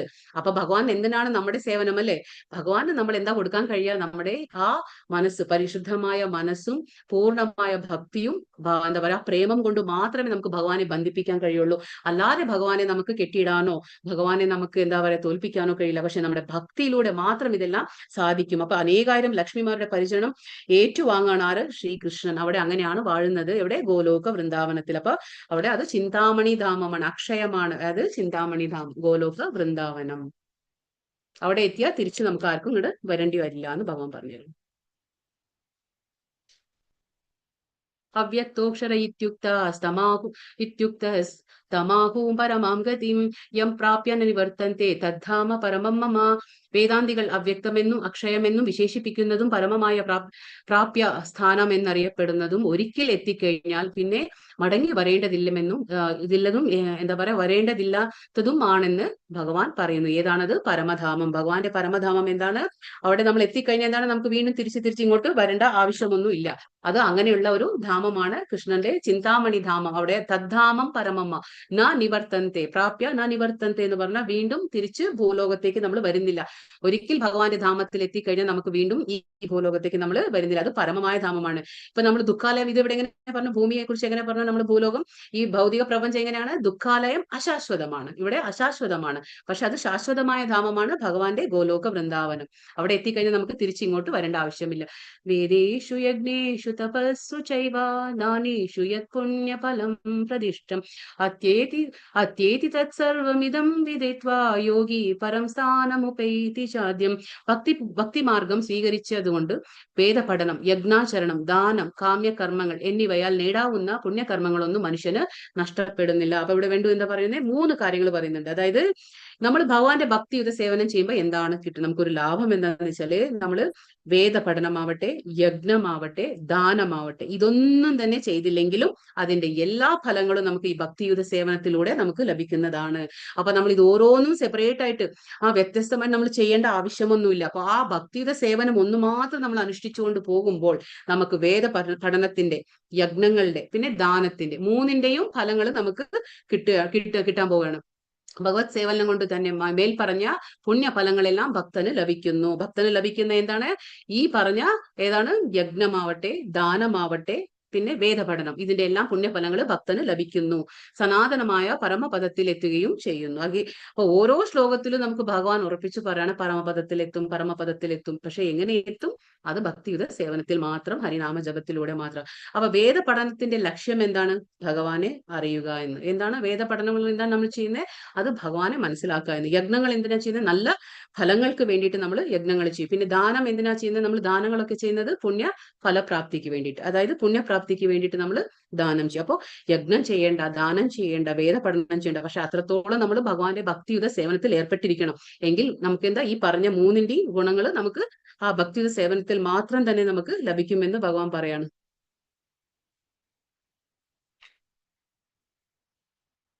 ഭഗവത് സേവനത്തിൽ മുഴുകിക്കൊണ്ട് ഒറ്റയടിക്ക് നാലാശ്രമ വ്യവസ്ഥകളിലെ കർക്കശ വ്രതങ്ങളെയും പിന്നിട്ടു കളയാം എന്നത്രേ കൃഷ്ണാവബോധത്തിന്റെ മനോഹാരിത. അതായത് നമ്മൾ പറഞ്ഞില്ലേ, അതായത് 4 ചതുർത്ഥ ആശ്രമങ്ങൾ പറഞ്ഞു. അതായത് എന്താണ് ഗൃഹസ്ഥാശ്രമ, ബ്രാഹ്മണ അല്ലാതെ ഗൃഹസ്ഥാശ്രമ, വാനപ്രസ്ഥ, സന്യാസ, അല്ലെ? ഈ ബ്രഹ്മചര്യ, ഗൃഹസ്ഥ, വാനപ്രസ്ഥ, സന്യാസ എന്ന് പറഞ്ഞു. അപ്പൊ ഈ 4 ആശ്രമങ്ങളുടെ എന്തൊക്കെയാണോ അതിന്റെ ആ ഒരു ഗുണങ്ങൾ, വ്രതങ്ങളുടെയൊക്കെ ഫലങ്ങൾ, അതൊക്കെ നമുക്ക് എന്താണ് കൃഷ്ണാവബോധം അനുഷ്ഠിക്കുന്ന ഒരാൾക്ക് അതെല്ലാം കിട്ടും. അത് ഒറ്റയടിക്ക് അദ്ദേഹത്തിന് എല്ലാം കിട്ടുകയാണ്. അപ്പൊ അതുകൊണ്ടാണ് പറയുന്നത്, നമ്മൾ ഏത് ആശ്രമത്തിലായിക്കോട്ടെ, നമ്മൾ ബ്രഹ്മചര്യ ത്തിലായിക്കോട്ടെ, അല്ലെങ്കിൽ വാനപ്രസ്ഥത്തിലായിക്കോട്ടെ, ഗൃഹസ്ഥത്തിലായിക്കോട്ടെ, നമ്മൾ ഗൃഹസ്ഥത്തിലായാലും പ്രശ്നമില്ല. പക്ഷെ നമ്മൾ എന്താണ് ചെയ്യേണ്ടത്? ഭഗവത് സേവനം ചെയ്യണം. അതായത് നമ്മൾ ചെയ്യുന്ന ഓരോ കർമ്മവും പ്രവൃത്തിയും എല്ലാം ഭഗവാനിൽ സമർപ്പിച്ചുകൊണ്ട് നമ്മൾ ചെയ്യുമ്പോൾ എന്താണ് ആ ആശ്രമത്തിന്റെ പരിപൂർണതയാണത്. അപ്പൊ ഭക്തനുമായുള്ള സഹവാസം തുടർന്നു പോകുമ്പോൾ ഭഗവത് സേവനത്തിന് ഒരു അവസരമായി. അപ്പൊ ഭഗവത് സേവനം എങ്ങനെയാണ് സാധിക്കുക? അതിനൊരു അവസരം വേണ്ടല്ലേ? ഭഗവത് സേവനം എങ്ങനെ സാധിക്കുക? നമ്മൾ വിചാരിക്കും ഒറ്റയ്ക്കിരുന്നു കൊണ്ട് ഞാൻ ചെയ്യാന്ന് പറയുമ്പോൾ നടക്കില്ല. കാരണം എന്താ വെച്ചാൽ നമ്മുടെ ഭൗതിക പ്രപഞ്ചം വളരെ സ്ട്രോങ് ആണ്. റൂൾസ് ഒക്കെ വളരെ മായാദേവിയാണല്ലോ. അപ്പൊ ആ മായാദേവിയുടെ മേൽനോട്ടത്തിലാണ് ഈ ഭൗതിക പ്രപഞ്ചം നടക്കുന്നത്. അപ്പൊ 3 ഗുണങ്ങളുണ്ട്. അപ്പൊ നമ്മൾ ചിലപ്പോൾ സത്വഗുണത്തിലാണെങ്കിൽ ഇതൊക്കെ നടക്കും. പക്ഷെ നമ്മൾ അഥവാ രജോ ഗുണത്തിലോ തമോ ഗുണത്തിലേക്കോ ഇറങ്ങിക്കഴിഞ്ഞാൽ നമുക്ക് ഇതൊന്നും സാധിക്കുകയില്ല. അപ്പൊ നമുക്കിത് രുചിക്കില്ല. എന്താ വെച്ചാൽ ഭഗവാന്റെ ഭക്തിയുടെ കാര്യങ്ങൾ നമുക്ക് ഇഷ്ടം തോന്നില്ല. അപ്പൊ ഭഗവാന്റെ കാര്യങ്ങൾ കേൾക്കണം തോന്നില്ല, ഭഗവാന്റെ കാര്യങ്ങൾ ചെയ്യണം തോന്നില്ല. അപ്പൊ എന്താണ് അതുകൊണ്ട് പറയുന്നത്? അതുകൊണ്ട് ശുദ്ധ ഭക്തരുടെ സംസർഗം നമുക്ക് എപ്പോഴും ഉണ്ടായിരിക്കണം. അതുകൊണ്ടാണ് നമ്മൾ പറയുന്നത്, എപ്പോഴും നമുക്ക് ഭഗവാൻ തരുന്ന ഏറ്റവും വലിയ ഭാഗ്യം എന്ന് പറഞ്ഞാല് ഭൗതികമായ സമ്പത്തോ സൗന്ദര്യമോ നമുക്ക് വിദ്യാഭ്യാസമോ ഇതൊന്നുമല്ല. ഭഗവാൻ തരുന്ന ഏറ്റവും വലിയ ഭാഗ്യം എന്ന് പറഞ്ഞാൽ എന്താണ്? അത് ശുദ്ധ ഭക്തന്മാരുടെ സംസർഗം. ഇതുണ്ടെങ്കിൽ മാത്രമേ, കാരണം എന്താ വെച്ചാൽ അവര് മാത്രമേ നമ്മളെ നേർവഴിക്ക് നയിക്കുകയുള്ളൂ. അവര് മാത്രമേ നമുക്ക് ഭഗവാന്റെ ആ ദർശനത്തിന് എളുപ്പ വഴി നമുക്ക് പറഞ്ഞു തരുള്ളൂ. അല്ലാത്തവരുടെ സംസർഗം നമുക്ക് കിട്ടുമ്പോൾ എന്താണ്? നമ്മൾ അധപതിച്ചു പോകും. നമ്മൾ വീണ്ടും ഈ ഭൗതിക ലോകത്തിൽ തന്നെ കുടുങ്ങുകയാണ് ചെയ്യുന്നത്, നമ്മൾ ഈ 3 ഗുണങ്ങളിൽ. പക്ഷെ എപ്പോഴാണോ ഒരു ശുദ്ധ ഭക്തന്റെ സംസർഗം നമുക്ക് ലഭിക്കുന്നത്, അപ്പോഴാണ് നമുക്ക് ഭഗവാന്റെ ആ സേവനത്തിനൊരു അവസരം കിട്ടുന്നത്. ആ സേവന കർമ്മം കൊണ്ട് എന്താണ് സംഭവിക്കുക? കൃഷ്ണനെ കുറിച്ചും കൃഷ്ണന്റെ കർമ്മങ്ങളും നാമരൂപങ്ങൾ, ലീലകൾ എന്നിവയെ കുറിച്ചുമുള്ള തെറ്റിദ്ധാരണകളെല്ലാം ഒഴിഞ്ഞു മാറും. അല്ലെങ്കിൽ എന്താണ്, നമ്മുടെ മനസ്സിൽ നമ്മൾ പല തെറ്റിദ്ധാരണകളും പുലർത്തിക്കൊണ്ട് വരുന്ന ആൾക്കാരാണ് നമ്മൾ. കാരണം നമുക്ക് നമുക്ക് പൂർണ്ണമായ ജ്ഞാനമില്ല ഭഗവാനെ കുറിച്ച്. നമുക്ക് കുറച്ച് അവിടുന്ന് കേട്ടിട്ടുണ്ടാവും, ഇവിടുന്ന് കേട്ടിട്ടുണ്ടാവും, ശരിയായ രീതിയിൽ നമ്മൾ കേൾക്കുന്നില്ല. അതുകൊണ്ടാണ് പറയുന്നത് ഗുരു പരമ്പര. ഭഗവാൻ 4-ാമത്തെ അധ്യായത്തിൽ എന്താ പറയുന്നത്? ഗുരു പരമ്പര വേണം. ആ ഗുരു പരമ്പരയിലൂടെ മാത്രം പഠിക്കുമ്പോഴാണ് നമുക്ക് ആ ജ്ഞാനം യഥാർത്ഥമായി നമ്മുടെ അടുത്തേക്ക് എത്തുള്ളൂ. അല്ലാന്നുണ്ടെങ്കിൽ അതൊക്കെ എന്താണ്, അത് കലർപ്പ് കൂടിയതും മാറ്റം വന്നിട്ടുള്ള കാര്യങ്ങളായിരിക്കും. അപ്പൊ അതുകൊണ്ട് എന്താണ്, നമ്മുടെ മനസ്സിൽ ഒരുപാട് സംശയങ്ങൾ ഉണ്ടാവും, നമ്മുടെ മനസ്സിൽ ഒരുപാട് തെറ്റിദ്ധാരണകൾ പുലർത്തിക്കൊണ്ട് വരും. നമ്മൾ എന്താണ് ഭഗവാനെ കുറിച്ച് നമുക്കറിയില്ല. പക്ഷെ എപ്പോഴാണ് ഒരു ശുദ്ധനായ, ഒരു പരിശുദ്ധനായ ഒരു ഭക്തന്റെ സംസർഗം നമുക്ക് ലഭിക്കുന്നത്, അപ്പൊ എന്താണ്, അവർ മൂലം നമുക്ക് എന്താണ് നമ്മുടെ തെറ്റിദ്ധാരണകളെല്ലാം മാറിക്കിട്ടും. കാരണം അവര് ആ ഗുരു പരമ്പരയിലൂടെ വരുന്ന ആൾക്കാരായിരിക്കും. അപ്പൊ അവർക്ക് ഈ ഭാഗവതം എന്താ, ഭഗവത്ഗീത എന്താ, ഇതൊക്കെ കൃഷ്ണന്റെ കാര്യങ്ങളെ കുറിച്ച് നല്ല ബോധം ഉണ്ടായിരിക്കും. അപ്പൊ അവര് നമുക്ക് എന്താണ് ഇതൊക്കെ കാര്യങ്ങൾ, ഭഗവാന്റെ ലീലകളായിക്കോട്ടെ, നാമങ്ങളായിക്കോട്ടെ, ഇതൊക്കെ പറഞ്ഞു തരും എന്താണെന്നുള്ളത്. അപ്പൊ നമുക്കതിൽ ഒരു രുചി വരും, ആസക്തി വരും. അങ്ങനെ ആകുമ്പോഴാണ് നമുക്ക് ഭക്തിയുടെ സേവനത്തിൽ ഏർപ്പെടാൻ കഴിയുക. അല്ലെങ്കിൽ നമുക്ക് വിചാരിച്ചാലും ഒറ്റയ്ക്ക് നമുക്ക് ഇതൊന്നും നടത്തി എടുക്കാൻ കഴിയില്ല, വളരെ ബുദ്ധിമുട്ടാണ്. അതുകൊണ്ടാണ് നമ്മൾ എപ്പോഴും പറയാ, നമുക്കൊരു ഭക്തന്റെ ആവശ്യമുണ്ട്. പരിശുദ്ധനായ ഭക്തന്റെ സംഘത്തിൽ തന്നെ നമ്മൾ എപ്പോഴും ഉണ്ടായിരിക്കണം. അവയെല്ലാം ഒഴിഞ്ഞു കിട്ടിയാൽ ഭക്തന് പഠനത്തിൽ തികച്ചും മനസ്സുറിക്കുക. ഏത് ഒഴിഞ്ഞു കിട്ടിയാലും സംശയങ്ങൾ, നമ്മുടെ മനസ്സിലുള്ള സംശയങ്ങൾ എപ്പോഴും എന്താ, അർജുനൻ പറയില്ലേ, മധുസൂദന എന്ന് എന്തിനാ വിളിക്കുന്നത് അർജുനൻ കൃഷ്ണനെ? അതായത് മധു എന്ന അസുരനെ വധിച്ചത് കൊണ്ടാണ് മധുസൂദന എന്ന് വിളിക്കുന്നത്. അപ്പൊ ഈ സംശയങ്ങളൊക്കെ നമ്മുടെ മനസ്സിൽ എന്താണ്, അതൊക്കെ അസുരന്മാരെ പോലെയാണ്. അപ്പൊ ഈ അസുരന്മാരെ വധിക്കണത് എന്താണ്? വധിക്കുന്നവൻ ആരാണ്? ഭഗവാൻ തന്നെ, ശ്രീകൃഷ്ണൻ. അപ്പൊ അതുകൊണ്ടാണ് മധുസൂദന എന്ന് വിളിക്കുന്നത്. അപ്പൊ അതുകൊണ്ട് നമ്മുടെ ആ സംശയമാകുന്ന അസുരന്മാരെ നമ്മൾ ഇല്ലാതാക്കണമെങ്കിൽ നമുക്കൊരു പരിശുദ്ധ ഭക്തന്റെ സഹവാസം തന്നെ വേണം. അതുകൊണ്ടാണ് നമ്മൾ എപ്പോഴും നല്ല ആ സംഘത്തിൽ നമ്മൾ പെടണം. അല്ലാന്നുണ്ടെങ്കിൽ നമ്മുടെ മനസ്സും ബുദ്ധിയും ഒക്കെ നമ്മൾ വേറെ വഴിക്ക് തിരിയും. അതുകൊണ്ടാണ് പറഞ്ഞത് വ്യതിചലിക്കാതെ. മനസ്സ് എന്താണ്, ഭഗവാനിൽ ഒരിക്കൽ നമ്മൾ ഉറപ്പിച്ചു കഴിഞ്ഞാൽ അത് വ്യതിചലിക്കരുത്. വേറെ രീതിയിൽ മറ്റൊരാൾ എന്തോ പറഞ്ഞു, അവരെന്തോ പറഞ്ഞു വെച്ചിട്ട് നമ്മുടെ മനസ്സിൽ നമ്മൾ വിട്ടുകൊടുക്കരുത്. നമ്മൾ ഉറച്ച വിശ്വാസത്തോടെ, പൂർണ്ണ വിശ്വാസത്തോടെ നമ്മൾ ഭഗവാനിൽ സമർപ്പിക്കണം. എങ്കിൽ മാത്രമേ നമുക്ക് ഭക്തിയിൽ മുന്നേറാൻ കഴിയുള്ളൂ. അല്ലെങ്കിൽ ഒരുപാട് ബുദ്ധിമുട്ടുകൾ വന്നുകൊണ്ടേയിരിക്കും. ഗീതാ പഠനത്തിൽ ആനന്ദം വളർന്നു വരുമ്പോൾ കൃഷ്ണാവബോധം എപ്പോഴും അനുഭവപ്പെടാം. അതാണ് അതിന്റെ പ്രത്യേകത. നമ്മൾ പറഞ്ഞില്ലേ ഇപ്പൊ എന്താണ് ഈ നാമം ജപിക്കുമ്പോൾ കിട്ടുന്നത്?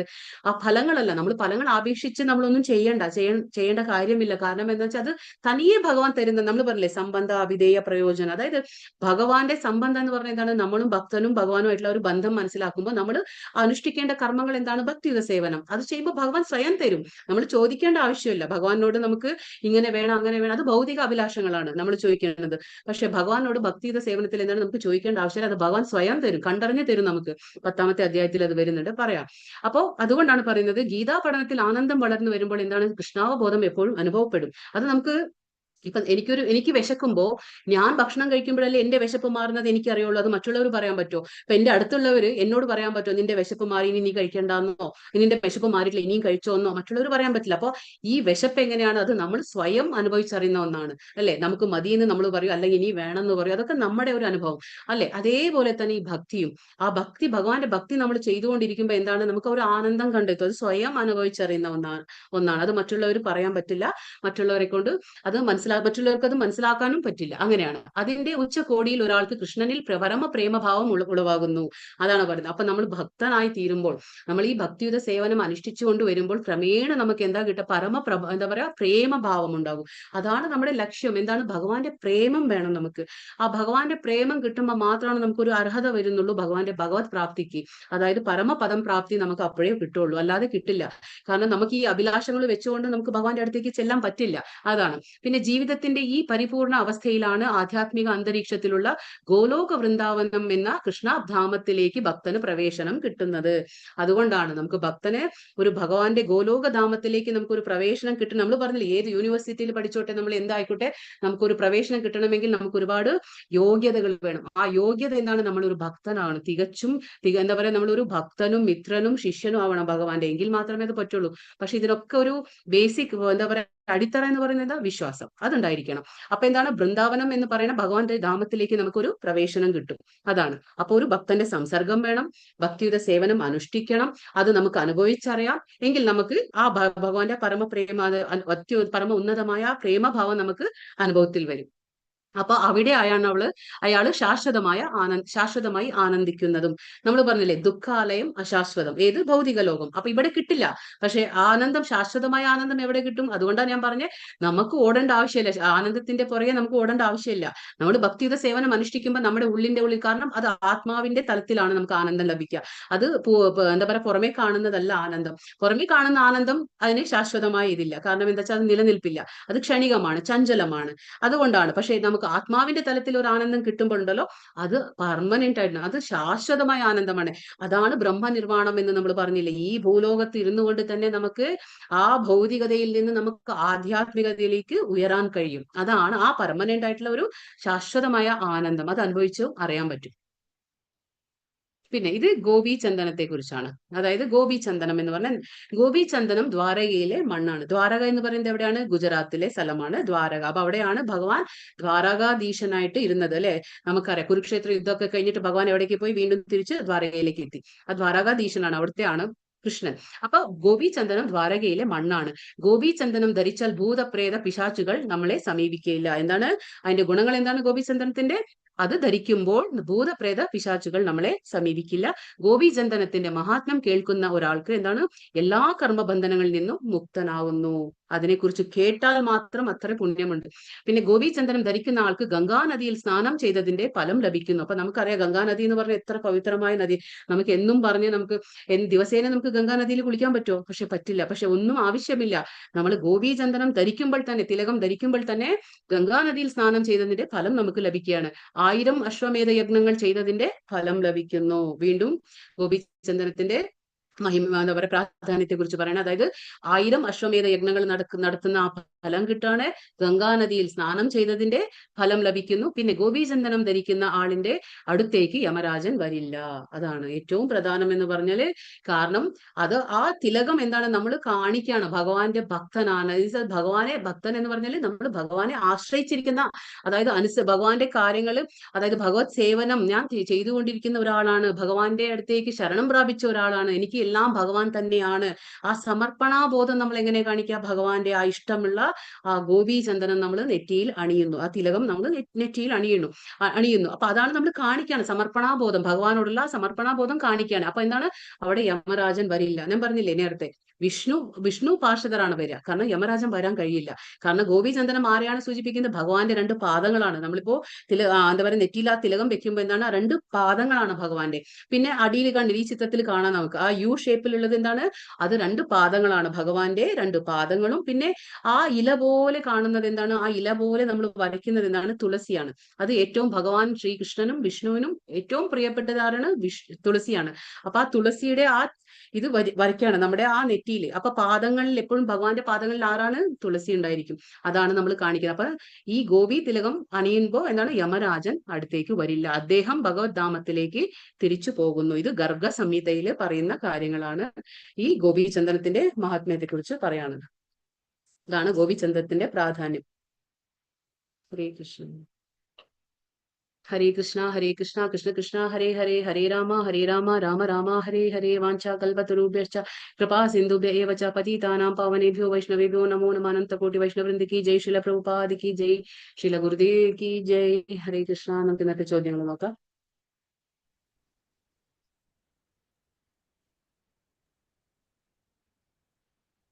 തത്ശൃണു തത്ശൃണൽ അർജുനൻ ചോദിക്കുന്ന ചോദ്യങ്ങൾ ഏതെല്ലാം? എന്താണ് ബ്രഹ്മം? ആത്മാവെന്നാലെന്ത്?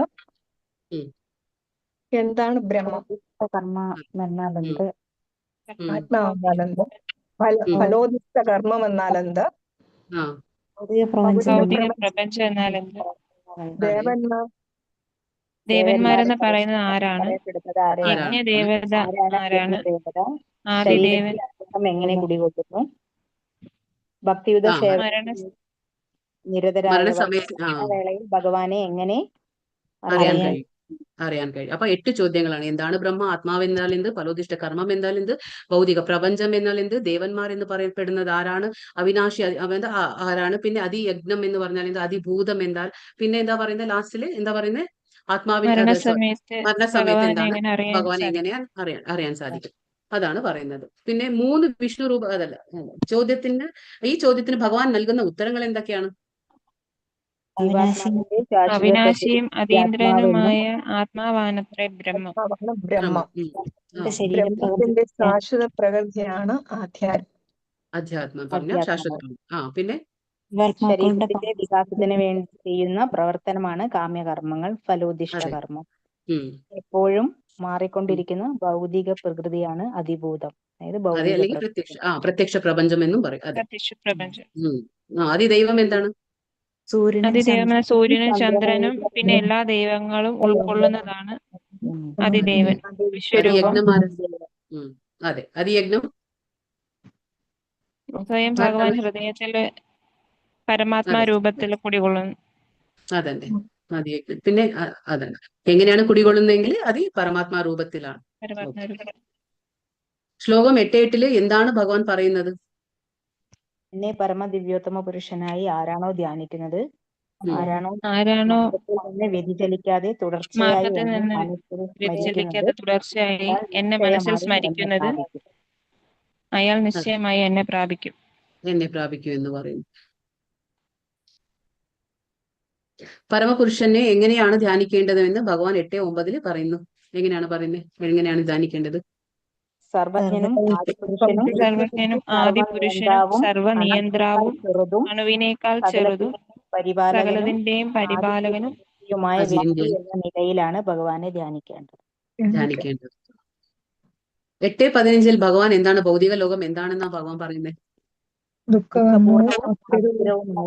ദുഃഖപൂർണവും അസ്ഥിരവുമായ ലോകം. ദുഃഖാലയം അശാശ്വതം, അതായത് ഇത് ദുഃഖാലയമാണ്, അശാശ്വതമാണെന്ന് ഭഗവാൻ പറയുന്നു.